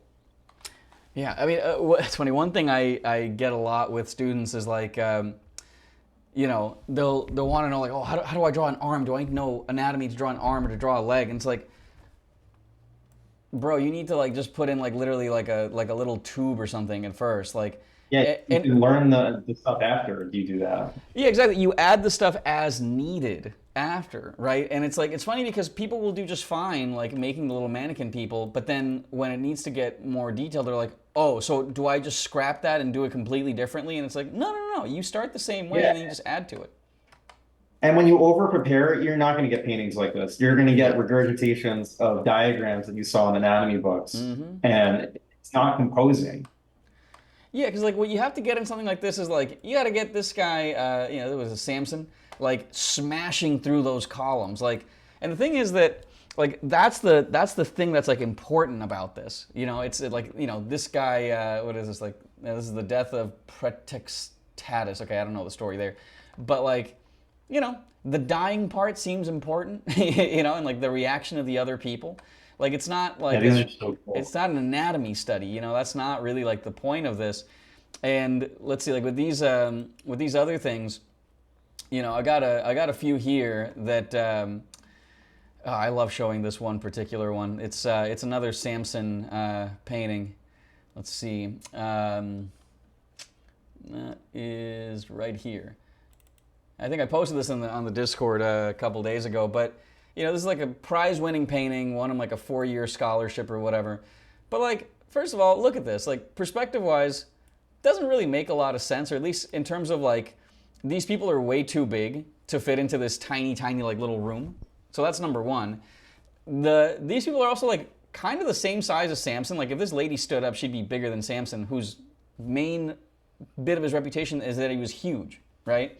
This child is, like huge compared to Samson also. And This is one of the best things about painting is that you can do this. You can make these kind of micro changes that might necessarily be like photorealistic that just taken as a whole tell the story even better than if you didn't do this. It kind of goes back like that is a limitation of say over relying on 3D of like you're not going to be able to make these tiny little design decisions with your drawing unless you bring it back in later. But like, if you're really good at drawing, you can kind of inject that into it at parts of the process. But like, just knowing that painting, what you're doing is it's not real. It's an illusion. You're Yeah. in control of the design of the surface of this picture. And like it really helped me appreciate paintings more. Like there's Yeah. Van Eyck painting where like Mm. I think it's like the Madonna is taking up like the entire Yeah. space of the church, like Godzilla, and it's like it creates this particular feeling that is Yeah. like incredible that no other form of art can really do. It like plays to the strengths of painting. Yeah, and it gives you this tremendous flexibility, which is funny because like with this guy in particular, like I think he was like 22 when he did this, so I think he just Cole students were just notoriously like bad at perspective because they didn't like study it enough, and people had stopped doing maquettes by this point, like it fell out of favor a bit. But what's funny is that the things that you struggle with as a student that you're like, oh my god, how did I learn how to do this? You later on you realize like those are kind of like things that you can leverage, right? So it's like at first like you were saying, it's like everybody struggles to make things like a size that makes sense, but then later on you might say like, oh wait, I have all this latitude to like change this for dramatic effect, right? I thought this one was funny too because this was the sketch for it. Like, how much anatomy do you need to start telling a story? It's like that tells a story like better than like a lot of things, And There's that ended up being one of those sorry. guys. There's a question. Do you ever look back at some of your older work and surprise yourself with discovering that you've lost something of that current work? Whatever it may be, brushstrokes, composition, color handling. If so, do you try to bring it back or do you accept it as part of the personal progress in art? I used to actually feel a lot of anxiety about this, of like, oh my God, I feel like I'm getting worse. And I would feel like that all the time. Now I think it's like, yeah, that is true. And I've accepted it as being true because as you get older, your interests change. Yeah. You are focused on other things. Like I'm not going to be as good at things that I was more focused on maybe when I was younger, Yeah. but that is kind of a natural consequence of being older and being human. So it's now something that I embrace as like the unpredictability of it, the ephemeralness, like that is something that if you embrace it, it really helps. And so do you try to bring it back? Well, if it's relevant to something that I currently want to do, then yes. But if it's just like a worry, like, oh, I used to be better at this, so I have to now grind and like get that skill back. Well, no, I'm not the same person that I was. I'm not going to have the same interests. It's insincere to do that. And if art is a language, sincerity in what you're communicating is the most important because like Ramon is doing right now, he's reading paintings just like you would read a story and they contain words. So like, yeah, I think really like learning art is learning how to read paintings and read what your own paintings are and figure out what you want to say and what they are saying. So yeah, if it's an insincere reason for wanting to communicate, it makes it a lot easier when you recognize that to not do it. Because I used to get caught up in like, oh, I need to get this skill back. Like I'm a hoarding experience. It's like, well, you just let that go. Well, and also sometimes it's like, sometimes during the course of life, like you lose track of like things that you do really care about. And if that's the case, then yeah, like Devin said, you can like reconnect with those parts. But also there is obviously a tendency to romanticize the past. Like, you can look back to like your early 20s or something and be like, wow, I was so free and I tried so many things and I was so 100%. spontaneous. And it's like, yeah, how about also the parts where you didn't know where your next fucking meal is going to come from? It's like, do you want to bring that back? It's like, and so, or even people like, oh, when I was a kid, I didn't have to worry about all these things. Yeah, but you have to do what your parents told you to do. You didn't like that part. You forget all of that stuff. Yeah. Even like, I've had stuff where I've looked back and been like, oh my God, that's so much better than I can do now. Like, I don't know why. And I've sent it to one of my friends and he was like, what are you talking about? Like, that sucks compared to what you can do now. And I'm just you're also romanticizing like, that it's period like of my life. Yeah. It's like catastrophizing the present and romanticizing the past. Yeah. Because also like sometimes, I mean, sometimes it's also like, apart from like just sheer nostalgia, sometimes like, why do you find yourself looking at your old stuff? And it's because like in those moments when you feel already that something has been lost and then you just look for evidence of that. Let's see. I want to come back to fundamentals. I used to study traditional painting and drawing in Florence, but got rusty after a few years. I want to focus on character design in riot style, push some shapes. How should I mean, listen, like if you like the idea of like exaggerating like the character of something, which is usually what people mean by like the shapes, right? Like if something's pointy, making it pointy or whatever, I mean, you already know the answer to that. You just have to do that, you know, and you don't even have to do it from models. Um, you know, like you can do that from like you can be on the subway and sketching people and noticing what stands out about them. Now, to make it like Riot style, I mean, do you have a specific reason why that has to be the case? Like, are you trying to get a job at Riot? Because it's one of those things where it's like, you know, you might have goals that are more personal to you that you might want to explore. You know what I mean? It's like, it's, you know, like you want to evaluate like why you have the goals that you have. It's like when you talk to somebody and you're like, what are your goals in life? They're like, I want to be rich. It's like, that's not really a goal. Like, what, why? Like, what does that, if you're like, oh, I want to like take care of my loved ones and travel and whatever, okay, fine. That's an actual goal. But, you know, it's like making it Riot style to make it Riot style. You know, I don't know if that's necessarily like a thing that you should focus a lot of your time on. But if you really care about like, you know, exaggerating like the unique qualities or accentuating the unique qualities of like, you know, your, you know, characters and stuff like that, then sure, I would just say like go, you know, draw people out in the world and just, you know, start to focus on like noticing what stands out about them. Yeah, I 100% agree with all of that. I can show some old work. Speaking of old work, Oh yeah. Here, let me unshare the screen. I've been waiting for this, dying. Uh, so yeah. Again, I don't think this is quite as exciting as it could be. I would have to dig out that hard drive, but there's some of it. The earliest that I wait, what is have, fishy? yeah, this is from 2003. I was 13 years old. That's awesome. I don't know why I did this. I think I was using Painter, Corel Painter. Oh yeah, Um, with all the brushes and all that. but yeah, like I learned how to. I think did a pencil drawing. I think it might be Micron pens, like those felt pens, and scanned it in, and then Mm. learned how to use like multiply layers to paint over the lines. So yeah, I think I scanned in a traditional thing. Um, Yeah, my older brother is a graphic designer, so Mhm. I always had access to like Photoshop and Illustrator and a tablet when I was like really young. I remember like a group project. I think it was this year for school. Like I did a digital painting, and I think it was unusual Yeah, to do something like in middle school. I love Um, that. How would it's you also assess the the contrast here?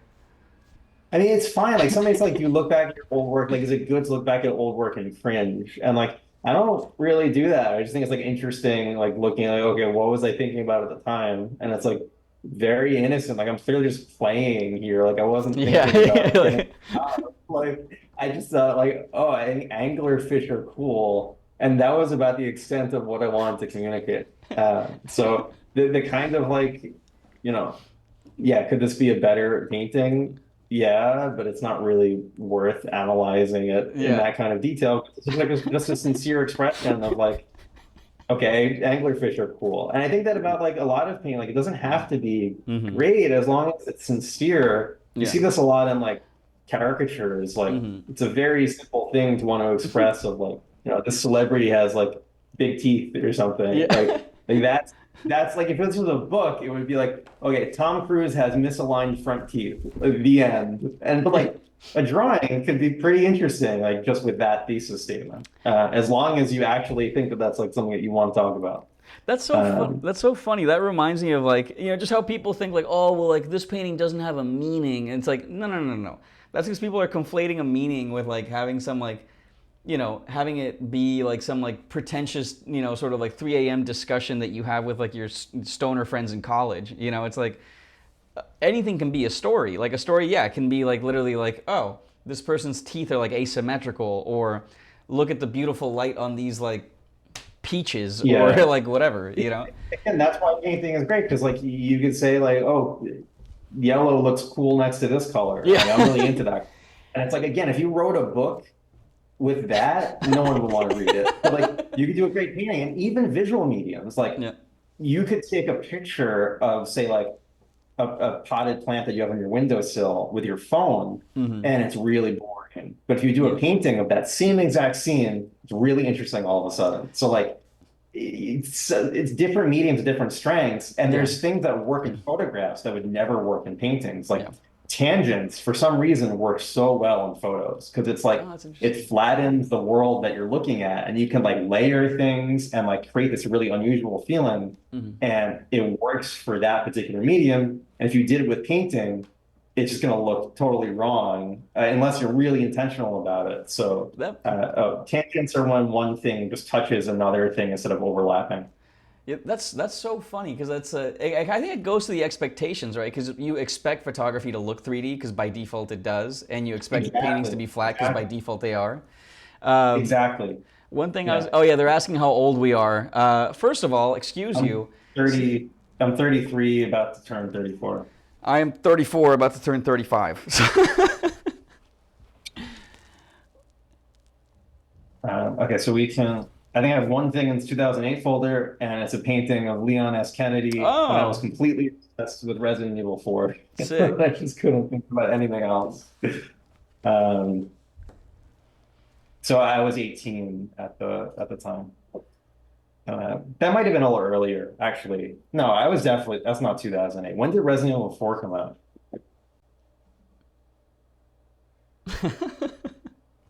2005. So I was 15. Okay. A big jump. Okay, so 2013 was the first year that I started taking art seriously because I graduated college and I was going to become a dentist and I dreaded the future. So I was like, okay, I don't know what I'm going to do. I'm just going to paint every day. I was like, it's at least something that I could do. So there's a variety of mostly still lifes because again, there was like Oh wow. an emphasis placed on painting from life, and I thought that's a good way to improve because people say that and I trust them. And luckily, that was good information. The internet is a little bit more of like a minefield now in terms of what the first thing you encounter is. Um, so I think back then you had a good chance of finding some good information like that, along with some very self-destructive things that could ruin your psyche. So that was the first. Yeah. Yeah, pick your poison, right? I love that. That's beautiful. I think this was like the first freelance job that I did. It was like concept art for some mobile game or something. I think I don't know how original that design was. I was like looking like at what other people were doing on CG Hub. There was no ArtStation. Um, so I did like this was like drawn from a skull on my desk, and also there's like a ZBrush anatomy model thing that I would draw from. So I did like probably half and half digital and pencil drawing. Um, I think this is from that ZBrush thing. This is Oh from, wow. yeah, from like my model skull and obviously learning about ellipses, practicing how to draw ellipses. Um, I think this is like that photo set that still goes around of those like Australian mugshots of like the old timey skulls. But I was trying to dig a little deeper and be like, okay, well, what is the underlying anatomy of what I'm seeing, and try and like, yeah, do like an echo check. Where do I get a skull ethically without play searching for me? Yeah, but you don't. There's bones, which is where I got mine, and then there's a 3B scientific, which is a little bit Oh cheaper. yeah. They're both, I guess Ramon has too. I've got both of them. Hmm. But yeah, you can get the 3D one for about like, I think a little more than $100, maybe less. But I would recommend like investing in something at least accurate because if you get one of those like Halloween decorations from Amazon, you're not going to be learning the right stuff. Van's asking, don't I have a whole skeleton? Yeah, I have a skull and I have a disassembled skeleton in my closet, which I always show to like anyone who's a guest over here.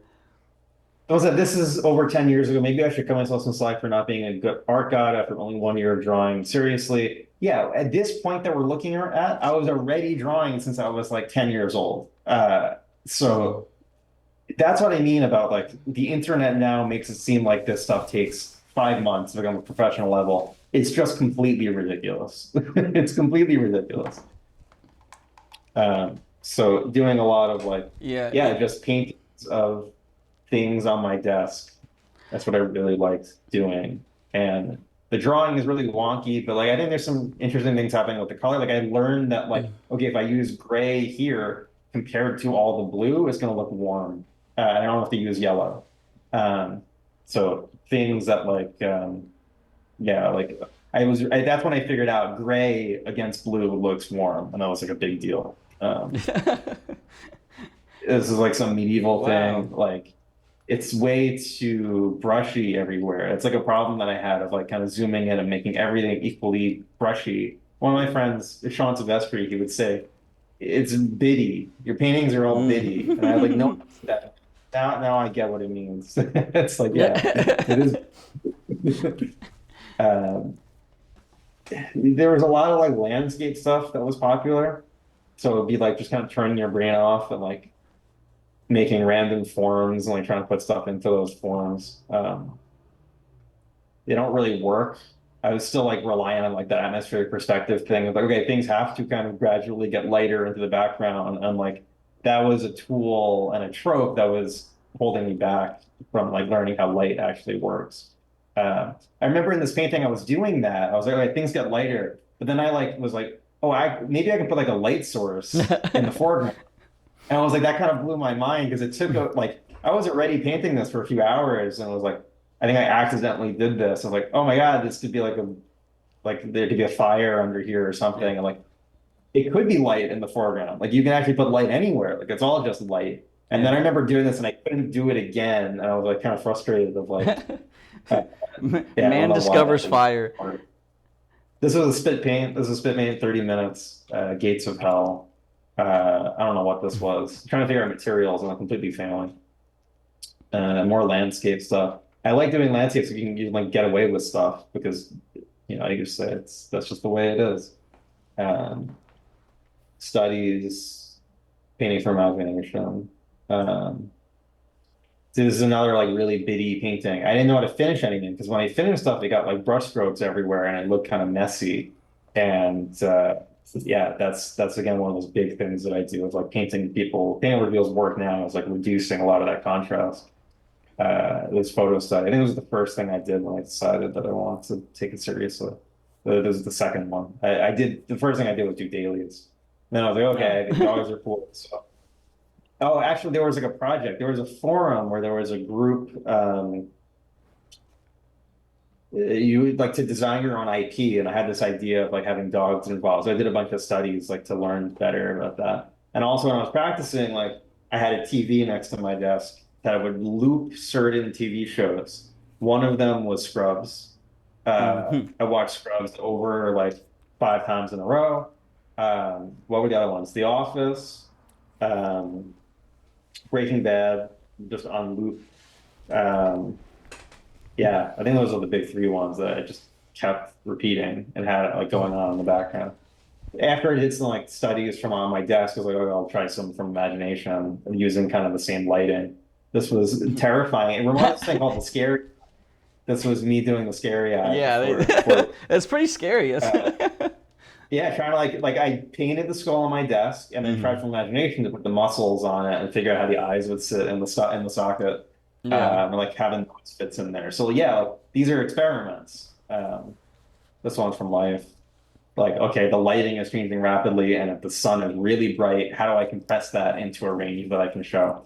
And I was chasing the light and copying values, so that's where kind of the muddiness comes from. So lots of paintings from life. This one I feel like is the first time I kind of like actually got the color and got the lighting of it. But yeah, just passing the time basically painting the skull on my desk and like getting the mileage of like painting light from real life.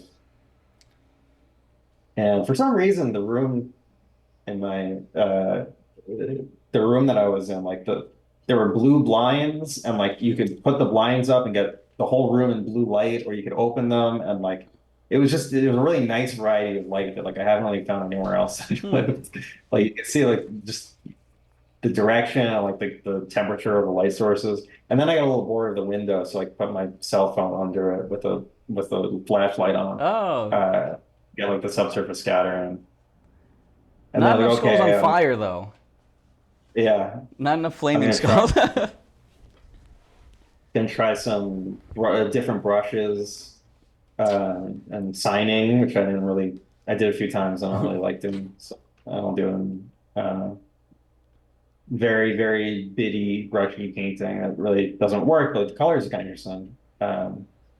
Studies, thinking about anatomy, environment stuff that again just doesn't work. So yeah, that was like my first year of taking this seriously after again like a decade of already having been drawing. Then the next year, and I used to see some pencil stuff, like stuff I was doing on my sketchbook. Um, I needed to, the pressure was on. The first year was fun because it was I'm embarking on this journey, and then the next year was terrifying because like, well, I need to make money. uh, Stuff from sketchbooks, and then trying to do some more things with like story, recognizable paintings. Uh, Trying to finish a photo stuff was pretty big. So working on something for like 3, 4 days, spending a week on something. Yeah, more still lives. Definitely getting more comfortable with like painting light and getting colors and values as I see them. Uh, Oh, hey, I know that one. yeah, but you can see like I'm like copying the surface of the photo of the Mm-hmm. canvas, so like I'm not really looking beneath things yet. And then I was like, okay, I'm gonna do magic cards. And like somebody gave me a brief of like I don't know what this was, but like, yeah, trying to figure out how to do like a splash kind of illustration. And like, it didn't work out because I'm obviously like not interested in this and it didn't get me any work, but it was a really, really big challenge for me. And I did a few of those. Um, Things starting to get like a little bit more experimental and like, how do I want to use the brushes? So like, oh, this sponge brush is I'm just gonna like use this for a week. Um, that's another spit paint, I think. Yeah, experimenting. A lot of the stuff is like very different than other Oh, things. wow. And then it's like, I never paint metal. I got to figure out how to paint metal. Um, then doing some studies of like photos that I took around where I lived. This is another one of those like magic card attempts. Um, Another study, another magic card attempt. That one doesn't look too bad. I think that's an improvement. Uh, yeah, like weird experiment. Like really just like stream of consciousness painting of like I have no idea what it's gonna be. But yeah, like you can see like just the pressure on my tablet was not sensitive enough and it led to not making very strong decisions. Like I was really reliant on this kind of brushiness. So eventually turning off pen pressure was like a really big way to actually learn uh, how to control things. I think the drawing on this is all messed up, but like I think the colors are pretty cool. I like the lighting. Um, Van was asking, when did you notice like a big improvement in your work? And I think it was right here because right in like the second half of the year, I got Mm-hmm. disillusioned with doing magic cards or fantasy illustration. I didn't get any work and I was really upset about it. So it was kind of like okay, screw you. I'm going to do my own thing and like Mm-hmm. do what I'm really interested in. And things got super weird. And now it's Oh, like, wow. okay, I'm in control. I'm in control of the canvas. And it was overnight. It was like a Mm-hmm. decision that I made. Yeah. I'm just gonna talk to the canvas and let it talk back Mm-hmm. and see what happens. And yeah, like I don't know, this is pretty cool.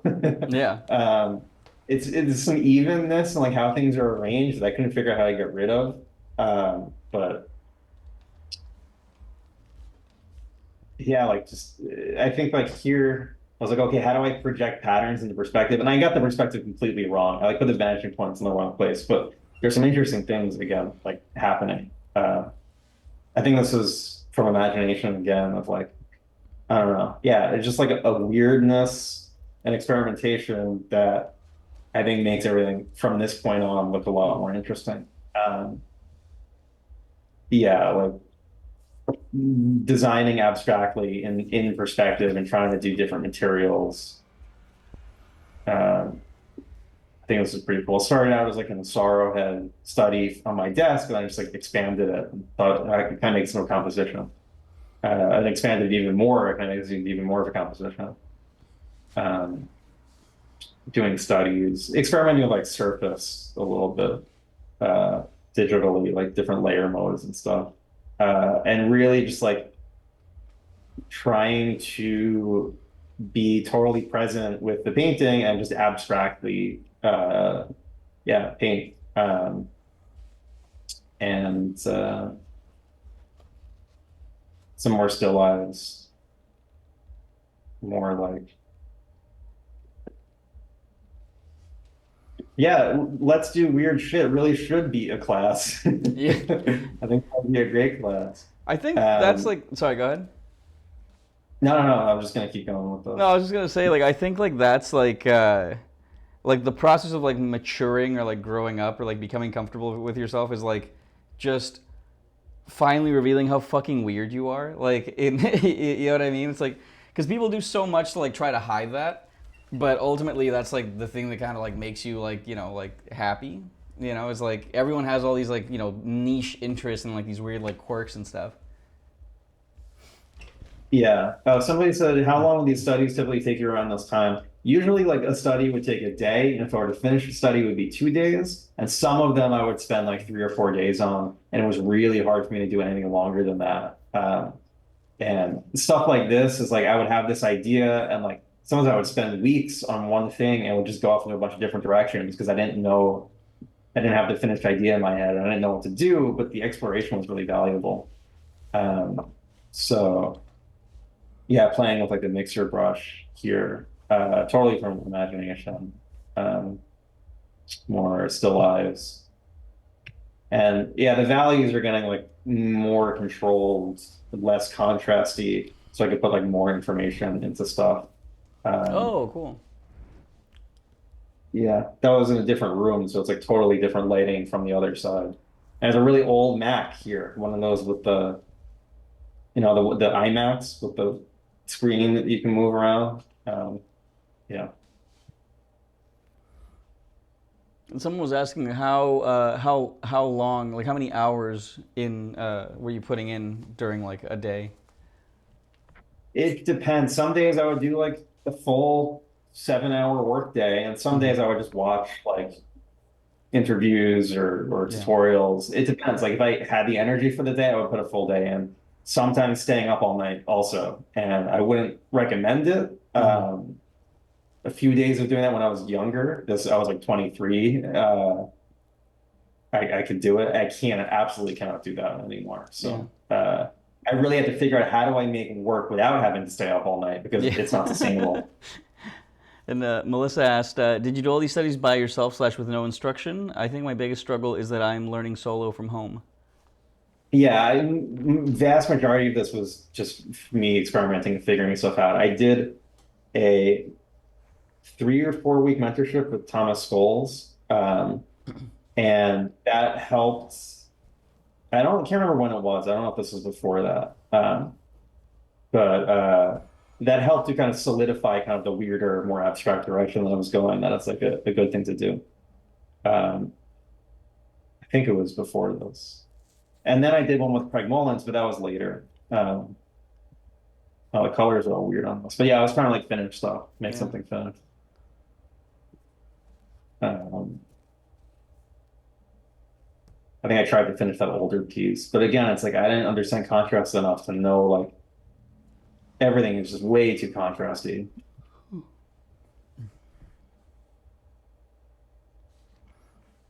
And Trying Melissa to figure out versions. Melissa says, "Awesome. My goal is to eventually find a mentor or go to an art school. I'd probably skip the art school part, but finding a mentor I think is really valuable. Yeah, I agree with that too. Like, Yeah, I did two big pieces of education. Well, three, and I'll get to that. One was Tom Scholes, mhm. and um, yeah, that was really just like, I liked his work and I wanted to do something a little bit more in that vein. Um, and then I went to the Florence Academy US later on because after all this like okay weird stuff that I was doing, I still didn't get any work. I didn't get any work from doing the magic cards. I didn't get any work from doing this. I was really frustrated. So like okay, I'm gonna give one last shot at like art school to learn how to draw. And that's where I learned like sight size, and it took my work like forward in some directions and back in a lot of other ways, and then spent a lot of time trying to undo that. And that's where Craig came in. To like a complete antidote to a modern atelier, which I don't know was dangerous. So yeah, I think like with going to a school like Watts or something or any atelier, you really have to know. what they're teaching, because drawing is not one thing.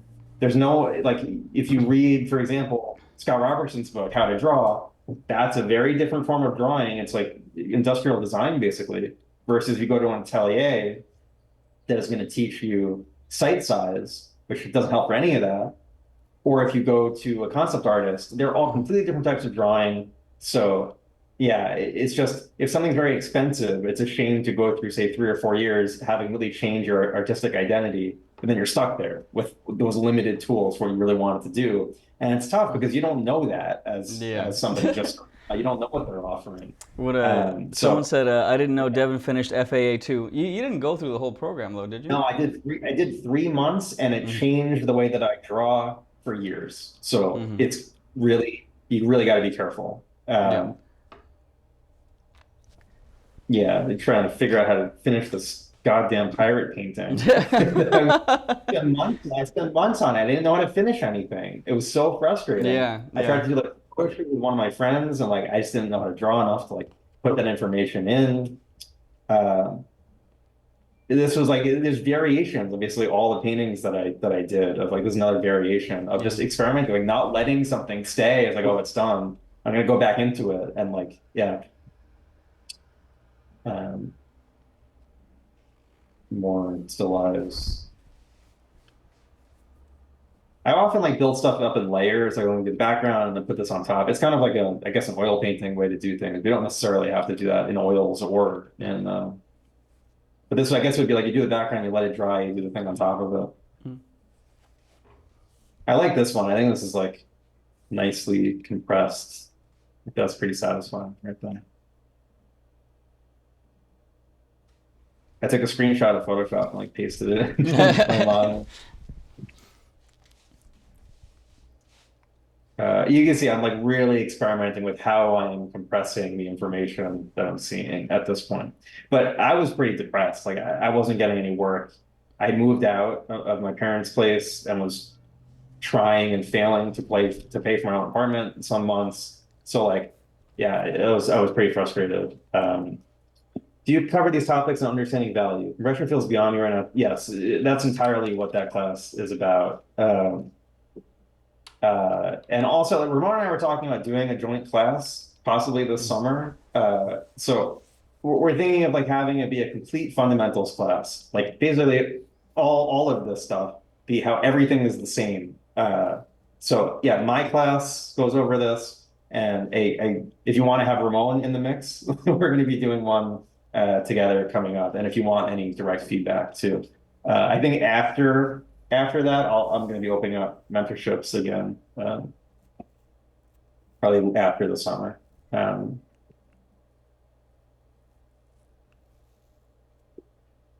Amber asked if there's anything you don't like about me as a person. Let's see. No. Lucy, is there anything about Devin's style approach that you don't do? Like, you don't vibe with the method? That you I don't think, do. I think Devin's too hard on Devin. That's probably the big.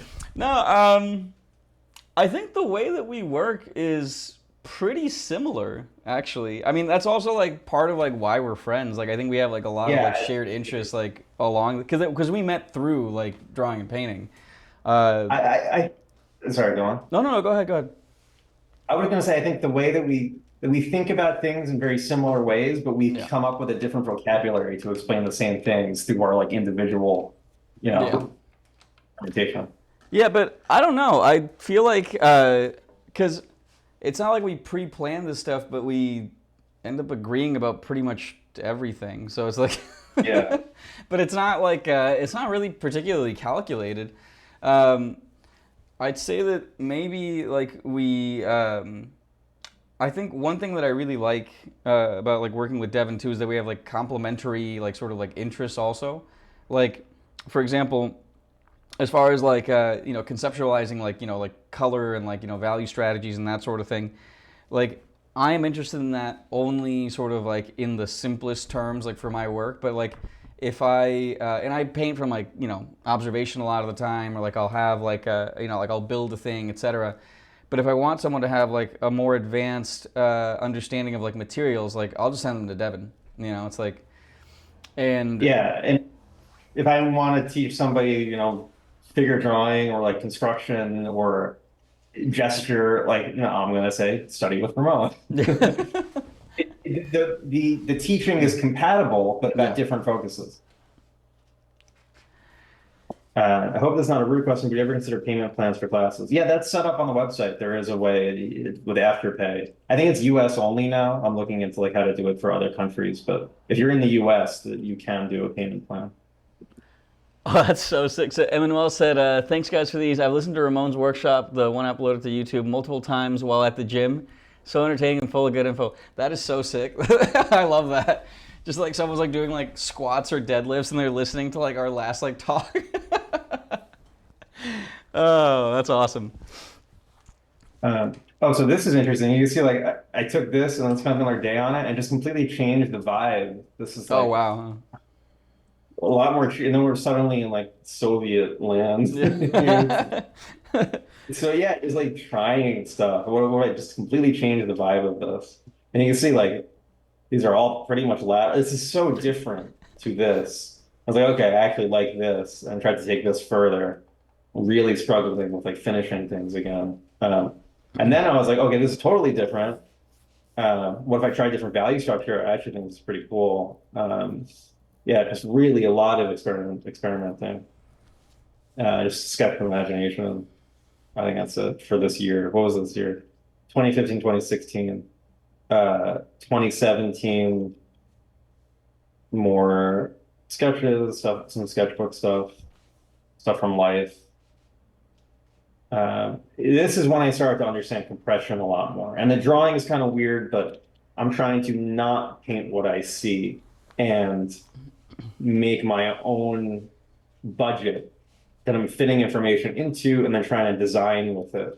And I think this was like a big year conceptually for understanding things. Like this is completely different than what I was looking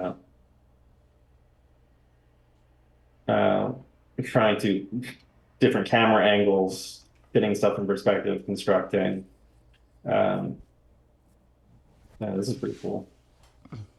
That's neat. I don't even remember that. And then like I turned it into this.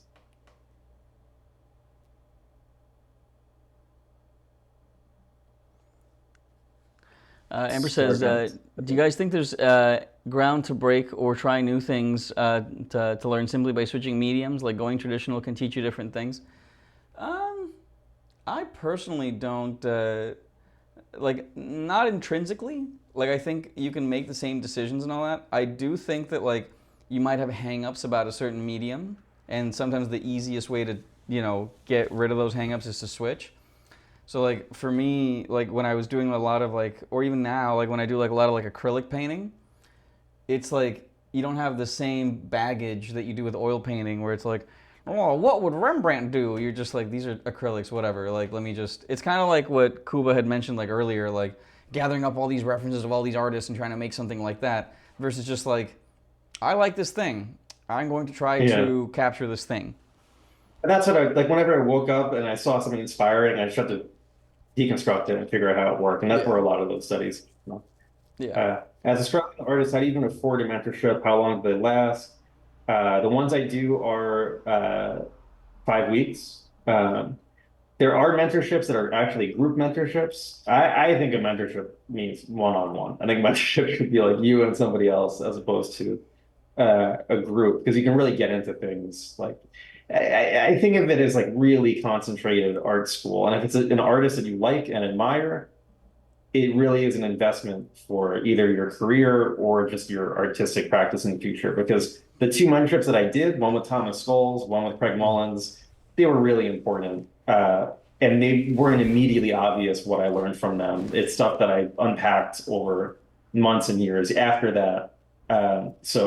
You compare it to like, I don't know how expensive a traditional art school would be doing 1 month with a particular artist and like yeah, hopefully learning all the things that you need to know and like having something you can look back on and over years. Um, yeah, I think it's a for me it was the best thing that I could have done. as opposed to like, I really think any kind of one size fits all school with like prefab curriculum to the artists you've never heard of before, completely stay away from. Um, my understanding of color skyrocketed after picking up oils. Yeah, you can learn different stuff from different mediums, but again, it's like there's nothing intrinsic about them. It just might kind of nudge you into exploring things in a different way.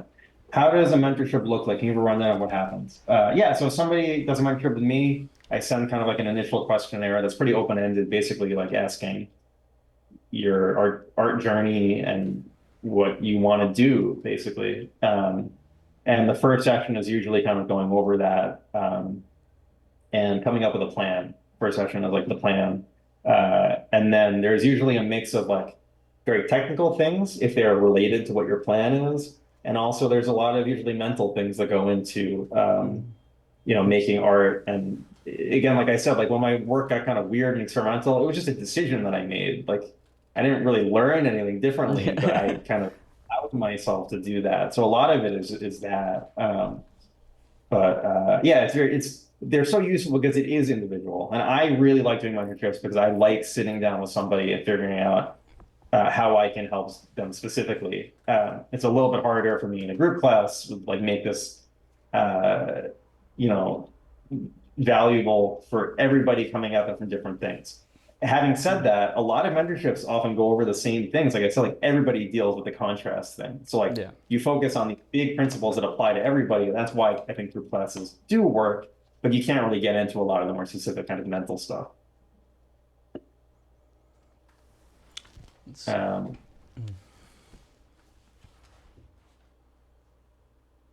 I'm currently looking for mentorship in character design. Well, okay, so for me, I've tried to curate the classes at the school to be with artists that I know give good information. So, say for example, like if there's an artist at Underpaint who teaches character design and you want specific one-on-one interaction with them, you could always just send them a message and ask them if they would want to do that. But yeah, I would say like how to find a mentor, find somebody whose work you really, really like, who you think has questions to but he'll, he has answers questions that you have and ask them. And if they can't do it, maybe they'll refer you to somebody who can.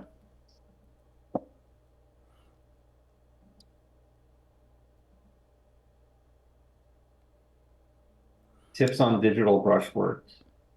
Yeah, I don't think about brushwork. Yeah. I think about what is the story I want to tell and how do I want to like design the picture? And if there's a particular brush that's going to get me there better and faster, that's what I'll use. But it's like shape design. It is not really such a thing as brushwork. There's compression. It's a Yeah. lot more useful. Like have a better goal. Have a better if you have time to think about brushwork, then you're not thinking enough about something more important.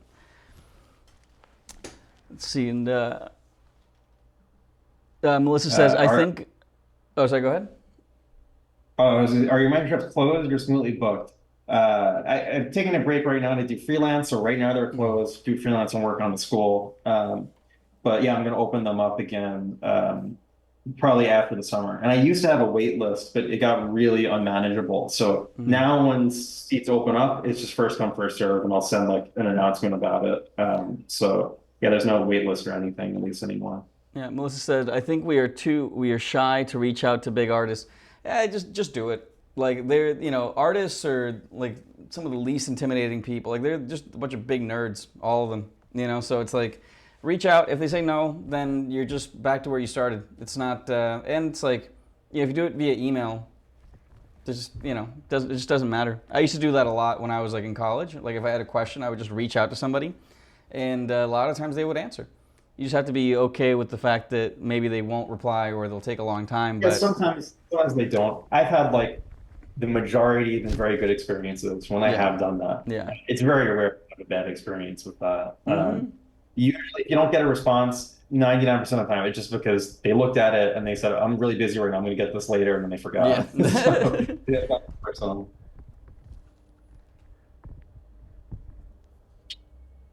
Um, did we get through everything?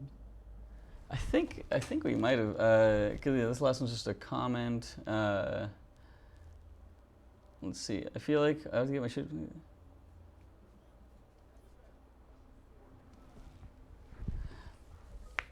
Yeah, it depends. Felix says, I feel like I would have to get my shit together before starting a mentorship with someone like Craig Mullins, or Oh, he would probably yeah. expect me to I bring mean, the. with my experience with that, like, no, I didn't Yeah. have my shit together at all. I was in the most artistically confused place in my life. I Yeah. just did the school. I had no idea what the word drawing even meant. Mm-hmm. I wasn't sleeping because of that. Like, I really had no idea what was going on. I was also like distracted by a lot of things. It wasn't a time where I was like, oh, I'm super into art right now, I'm making the best stuff. And I was like, oh my God, I'm going to waste this opportunity. It was really actually good Mm-hmm. because then, like, there were things that came up that like wouldn't have come up if I was like, I'm doing great right now. Yeah. But at the same time, like, yeah, you should know like how to draw, how to use a pencil, or how to use a Mm-hmm. tablet. Like, you don't want to be struggling with problems like that. But no, I think again with anything where it's like, I haven't done that yet, so I can't do this next thing. I don't know. I don't subscribe to that. Yeah. Well, also, it's like, I don't know. I mean, if you had all of your shit together, then you wouldn't need a mentor. Like Exactly. I get that in Exactly. class That's all the the time, and they're like, point. "I need to study more anatomy. Take your anatomy class." And it's like, what the hell do you think the class is for? It's like, literally, why? Like, you're not showing up there to show off, and so someone can say like, "Wow, you did a really good job." Like, you're showing up there because you don't know something and you want to change that. You know? Yeah, and I feel like the instinct is really strong, especially like, I was like, Mm-hmm. oh, I'm going to take less Craig. It's me one-on-one. You really want to impress him. Yeah. But it's like, yeah, it's not constructive. Yeah. Devin, how did you get to eventually finish the drawings? Was it breakthrough or just mild? It was learning more about drawing, like realizing that it wasn't about brushstrokes, that it wasn't Yeah. about putting a bunch of brushstrokes, but it was about getting the relative scale of things correct and having groups be in the right proportion of detail. It doesn't even have to be detailed to be finished. It was learning about Mm-hmm. drawing specifically and what drawing meant, what that word means, what rendering is and isn't. And yeah, a big part of it was like 3D helped me a lot with thinking about scale, thinking about Mm-hmm. form and space. Um, what did Craig specifically help you with? A lot of it was contrast. This is stuff that again we talked about a lot in his class that he just did for Underpaint. That the principles of contrast. That if you use a lot of contrast somewhere, you might have less room for it somewhere else. Mm-hmm. So yeah, I think it's a good place to. Devin, you tried Rebel. No, I've never tried that. Maybe a few times. I'm less interested, I think, than Craig in like exploring traditional feeling things digitally. I like when digital just is confidently and unapologetically Mm-hmm. digital. And if I were to do something like that, I just want to do oils. Yeah. Let's see. Amber says the scary part is when Devin said his skill jump was overnight and it was mental, not technical. And that Yeah, happens. Like a lot of the stuff you already kind of know how to do. It's just that like you're holding yourself back somehow. Like I feel like when I'm in class, like I'm not like always like telling people something that's completely new. It's just that like they're too like scared to do it. They won't like let themselves do it. And then in the class, you're like, no, it's okay. Like just put down like one color for the overall thing or like whatever. Amber says, Ramon, you did art your whole life. Was there ever a time when you wanted to give up? Um, I mean, periodically you get like little things where you're like, what if I were an accountant? You know, right around tax season, which is right now. I'm just like, oh, Jesus Christ, I don't know that I love having my own business, but then there's like all the other times that you're like, actually no, fuck having a job. So yeah, but I think anybody who thinks or has any sort of leisure time to think, will periodically be like, art in this economy, so. Mhm. Do you have tips on how to not stick too much to reference or any particular mindset you have while painting? Yeah, same thing. Have a story. Have something that matters more to you than what the reference is in front of you. Like that's the key to like all of it. Um, let's see. Yeah. Also, the times where like I'm going to give up and do something else. Like I've had a few of those. I Mhm. always do it again. So like I don't even have a choice. I almost gave up teaching a few times. And then I was like, wait, Yeah. no, I actually really like this. I just like hated like the school that I was teaching at. Like, Yeah, usually there's other stuff that is like making you feel that way. yeah. Van, could you give a practical example of what you mean by story? It could be literally anything, because it We could. talk about these like Tom Cruise has weird teeth. Yeah, That's that's a a story. story. Yeah, Like the color yellow. Like it doesn't have to be a narrative, like in the traditional sense. yeah, It is just a visual idea that you want to communicate to somebody, like a yeah, feeling that you have. yeah. Like Think of it's art. Sorry, go ahead. no, that's I was gonna say, like, think of art as like it's an experience that you want someone to have. You are designing an experience. So, like, what is the experience that you want them to have?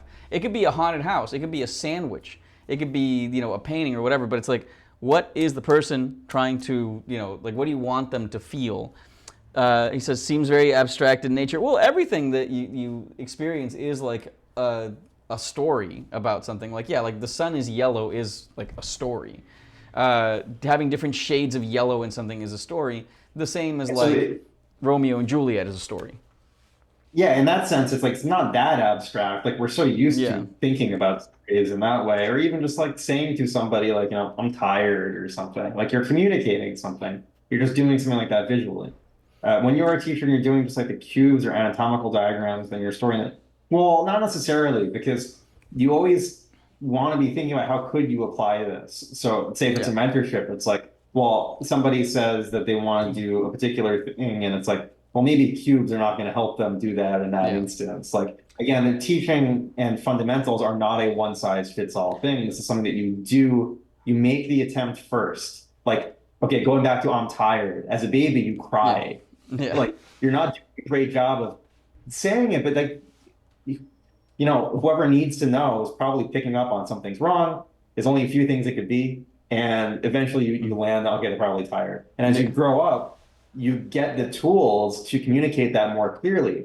Like if you are a beginning artist, embrace the idea that you are flailing around and crying, trying to communicate, because you can refine that over time. It should not be Shakespeare the first time you try it, because it's going to be stilted and weird and insincere. Let me see. Oh, also like the cubes and all that stuff. That's a way of thinking. That's not craft. Craft is like the handwriting. When you're teaching anatomical diagrams and that, like you're not teaching people how to write. You're teaching people how to think. So it's a little Right. bit different. But Like how to hold the pencil maybe is on the other end of that. yeah, exactly. Like I think people get that mixed up a lot of the time. They'll think that like you're teaching a technique or a craft or whatever. So much like Florence Academy or Yeah. like modern teaching is about how to hold a pencil and like nothing about actually how to make art. Oh yeah, that's a whole rabbit hole. Like think of it this way: No, it's let's like, not go down that rabbit hole. how complicated is bricklaying versus being an architect? You know what I mean? Like bricklaying is hard, but it is not complicated, right? Mortar, meet, Yeah. brick.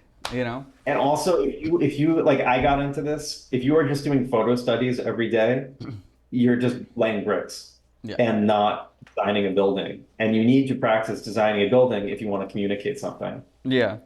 Yeah, and yeah, not a lot of people move up from like bricklaying to being an architect, generally Exactly, a speaking. completely different thing.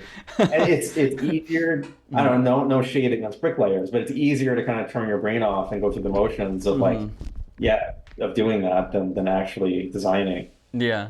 Oh, and Josh is asking, not an art question, but Ramon, will you be running another oil portrait painting class later this year? I might be. I haven't, maybe not in the summer, but I don't have like my whole sort of roster for the rest of the year yet. But, if enough, maybe I'll post like a poll on Instagram, and if enough people want it, then yeah. Let's see. I used to have incredible FOMO of people who went to proper art school like Florence Academy. Florence Academy is not a proper art school. Like, but now kind of glad I only ever did online courses. Yeah, you dodged a bullet. The instruction at Florence Academy is not great. It's all marketing, you know? Yeah, So, good at marketing. yeah, I literally run like basically like remedial classes for people that went to Florence Academy, paid a whole lot more money and did not learn what they wanted to, and now I teach them like how to do it, you know? One expert person, what do you think about AI? Should illustrators be frightened? When I was learning, there were a lot of reasons not to do this. Everybody told me not to do it. Yeah. you can't prepare for every contingency in the future. And what we're talking about is communication, and AI is not communicating. Some people are going to recognize that, some people are not, and Yeah. it's just a fact of life. But to not do it because of that, I don't think that that is the right conclusion. Yeah, I think this might be like overly optimistic, but I actually feel like there might be a backlash as you know, like we become more saturated with like AI images, basically for like sort of like really low effort like ad campaigns and shit like that. I think there will be an increased demand for people wanting something that's like handmade, like artisanal, Yeah. sort of the same as you get with like food production, right? Where it's like, oh, It's you get like diff sorry, go ahead. no, no, no, no, go No, I was ahead. just gonna say, like, if you go to like back to like the 1800s, like in when the Industrial Revolution kicks off, people are like, oh my God, mass-produced stuff, this is so sick. And then like you fast forward like people get tired of that and they're like, oh my God, a chair made by hand, this is so sick. So it's like Yeah. the one thing you can rely on is that people cannot like stick to one thing for too long, and they'll get bored of whatever is popular today, tomorrow. I notice people want traditional medium instead of digital to avoid it looks like AI. Yeah, I mean, I would encourage working with traditional mediums. That's something I wish that I did earlier. It does feel, I don't know, that's a whole other conversation. But I would say I think it's a good thing to work traditionally at the same time. Uh, Yeah, I mean, let's see, if I would be concerned about anything, it's like the greed of corporations, because that's also why yeah, like the AI thing is and like, it's making it the problems that pre-existed is making it so much harder to ignore. yeah. And yeah, it just is what it is.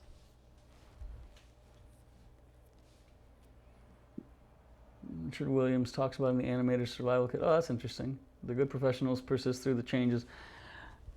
I mean, I would even one thing I would be wary of is like sort of framing it as like, oh, people like good people will make it through whatever. Like, I mean, again, there is an overreach and like a kind of excessive greed on the part of like studios or a bunch of other like places, like just big corporations like that, that will have nothing to do with like whether people are really good or they're not.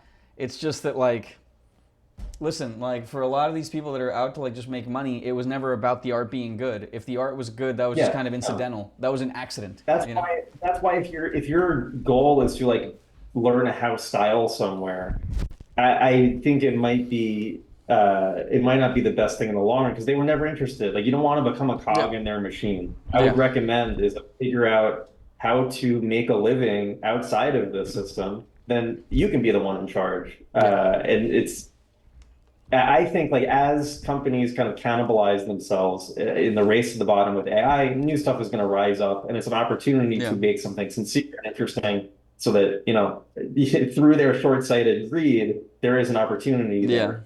Uh, but can you know it is realistic. It happens all the time.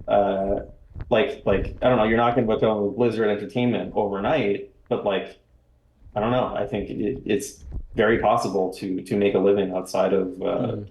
at least like I don't know. There's a lot of different paths, Yeah. but Kuba asked, if I can repeat a question here, what do you think about doing master copy of other artists? What do you have in your head while you're doing a master copy? Well, what are you copying it for? Are you copying it for the color? Are you copying it to learn how to like finish something? Like it's you can get anything that you want out of doing a master copy. I think it's great. But again, you have to approach it with like a goal. Like if the yeah, goal is just to recreate the entire whole painting over again, then like you better make sure that you have the you're time to laying do bricks. that. What's that? Yeah, if you're just doing that, you got to make sure you're not just laying bricks. Yeah, yeah, exactly. Like, cause I can understand. Like, I think a lot of master copies tend to fall into two categories. Like, you tend to have things that are like sketches, or where you're like extracting something from it. So maybe it's like for the overall color scheme, or maybe you do like a drawing, to like understand like how the image is composed, like a little sketch. Or you might do like zoom ins of like a certain detail. So like you copy a head from Van Eyck or something, or Van Dyke, because you want to like, yeah, like know how to like lay some bricks, and also like how they thought about like, from start to finish how to do like a piece of something. But you know in terms of like copying the entire image, it's like, at like full scale, like full everything, I don't know if that's particularly that valuable. So again, you have to have a goal. Some might even say a story, coming into it. The story is like, what is this thing going to teach me? Van said, what are your spicy takes about art academies? I don't know. Go to my Instagram. Look at the story highlights. It's like nothing but spicy takes on academies. I think a lot of the modern ones they never did any research, so the methods are flawed and they never had like a practical application. So they bamboozle people into thinking that they are teaching legitimate like 19th century academic training the way that their heroes did, when there's nothing to substantiate that, and in fact a lot of it can be proven to be false. So I think they're selling people a false bill of goods and often charging a lot of money for it. That's my spicy take on that. Oh, that's interesting. Felix says, I quit art for like 5 years because I tried to fit into the mold of being a game industry artist and failed. Now I sell myself at conventions and had far more success with that than I ever tried being hired by a big company. That's wild. That's We talk about like every yeah. painting is a new problem. Like Mm-hmm. figuring out how to make a living from this stuff, it's different for everybody, Yeah. and there's unique solutions to the problems. You can't say like, "Here's what you should do," Mm-hmm. just like you can't say, "Here's what your art should be." Mm-hmm. But yeah, I mean, stories like that like are common, Yeah. existing outside of this system. Yeah, and everyone finds their own salvation. Like I remember I was talking to a guy who was an Uber driver, and like what he was working towards was being a sewage plant supervisor, and it was like a job that paid like over $100,000. And you know, it's one of those things where it's like there's something to be said within the art field that is kind of similar to like when you ask your parents or what your parents want you to be. They're always like, all they know is like lawyer, doctor, and it's like because what they're actually saying is that they want you to be like financially secure, right? It's like it's a safety thing, and so they only know those many words because those are like the only jobs that come to mind. But there's plenty of people that like do other like weird jobs that no one dreams of doing as a kid, and then like life works out so that you do this weird thing. Like I think with art, it's like I want to be a gallery painter or I want to be a character designer for working for a big studio. But then sometimes you get there and you're like, wait, this thing sucks. Like, and then you find some weird niche thing that like actually ends up like paying you more. So like, okay, you know what I mean? Life is weird. Let's do one last question. Yeah, sure. It's for you about accurate drawing. Oh, so how would you recommend getting a proportion associated with portraits? I got everyone's head drawing course on strong. Let's see. I would take a minute with that. Like, don't expect it to sort of happen like overnight. In terms of like proportion with, if you want to get accurate proportions in drawing, you have to measure. Like it's not something that you're just gonna like feel out, right? Like you literally have to like actually measure if you need it to be like really accurate. Now that's much more important for a full figure. For a portrait, because the distances are smaller, then it's a little bit less. You're gonna be doing less like formal measuring like this, but basically the way to get proportions or the way to get like the values or anything else is like constant comparison, right? So for a portrait, you might just have the standard things where like you might, formally measure like from the top of the head to the bottom of the nose, which is also the cranium, and from here down to the pit of the neck. And maybe you'll just like, guesstimate the other divisions from there, like the chin and like the, the brows and that sort of thing. But I think what you want to be doing is like you want to be scanning for like basically get the most out of each thing that you're doing. If you put down, a line to divide up the hair from the forehead, try to see if you can wrap it around to see what it bumps into.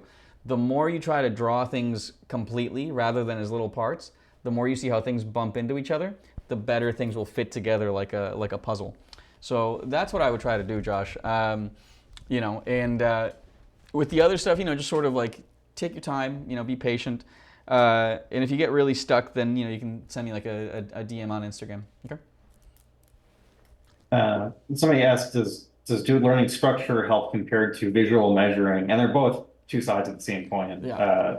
They're both important. It's the same thing as the brushstroke thing, Van. Like the learning structure does help. Now, by learning structure, we're talking about like just realizing that things exist in 3D. So like that shadow shape is not there for zero reason. Like you have to understand why that's there. If you just do it visually, then or optically, then it's like how a parrot can like mimic the sounds that you make, but it doesn't know what you're saying. It can't formulate new sentences. It's the same thing. So like, you know, you want to look at a shadow shape and you can draw the shadow shape, but you have to take that extra step and be like, why am I seeing that? Why is that there?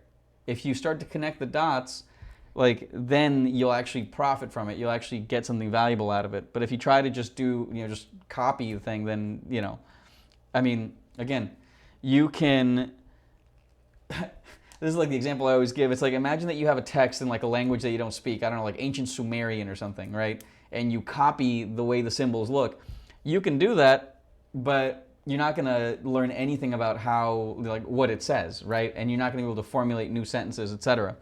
You can do that for 200 years, and it wouldn't change anything, right?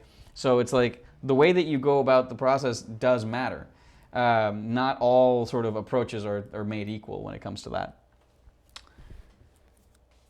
All right. Okay, I think we did it. Thank you guys for coming. Yeah, if you're interested in more of this, then yeah, we're most likely going to do a class this summer. And so if you want direct feedback from us, yeah, keep an eye out, like on the school announcement stuff. And if you want to watch direct feedback. And from Cooper, is that Meatball or Cooper? Oh, that's Meatball. Cooper's like under my covers somewhere else. But yeah, Meatball and Cooper will be making an appearance also. So. All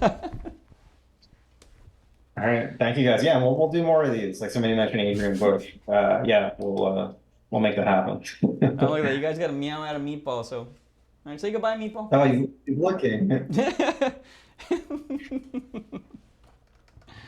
All right. Well, thanks for coming in, everybody. Appreciate it. Thank you guys. See you next time. All right. See ya. Bye.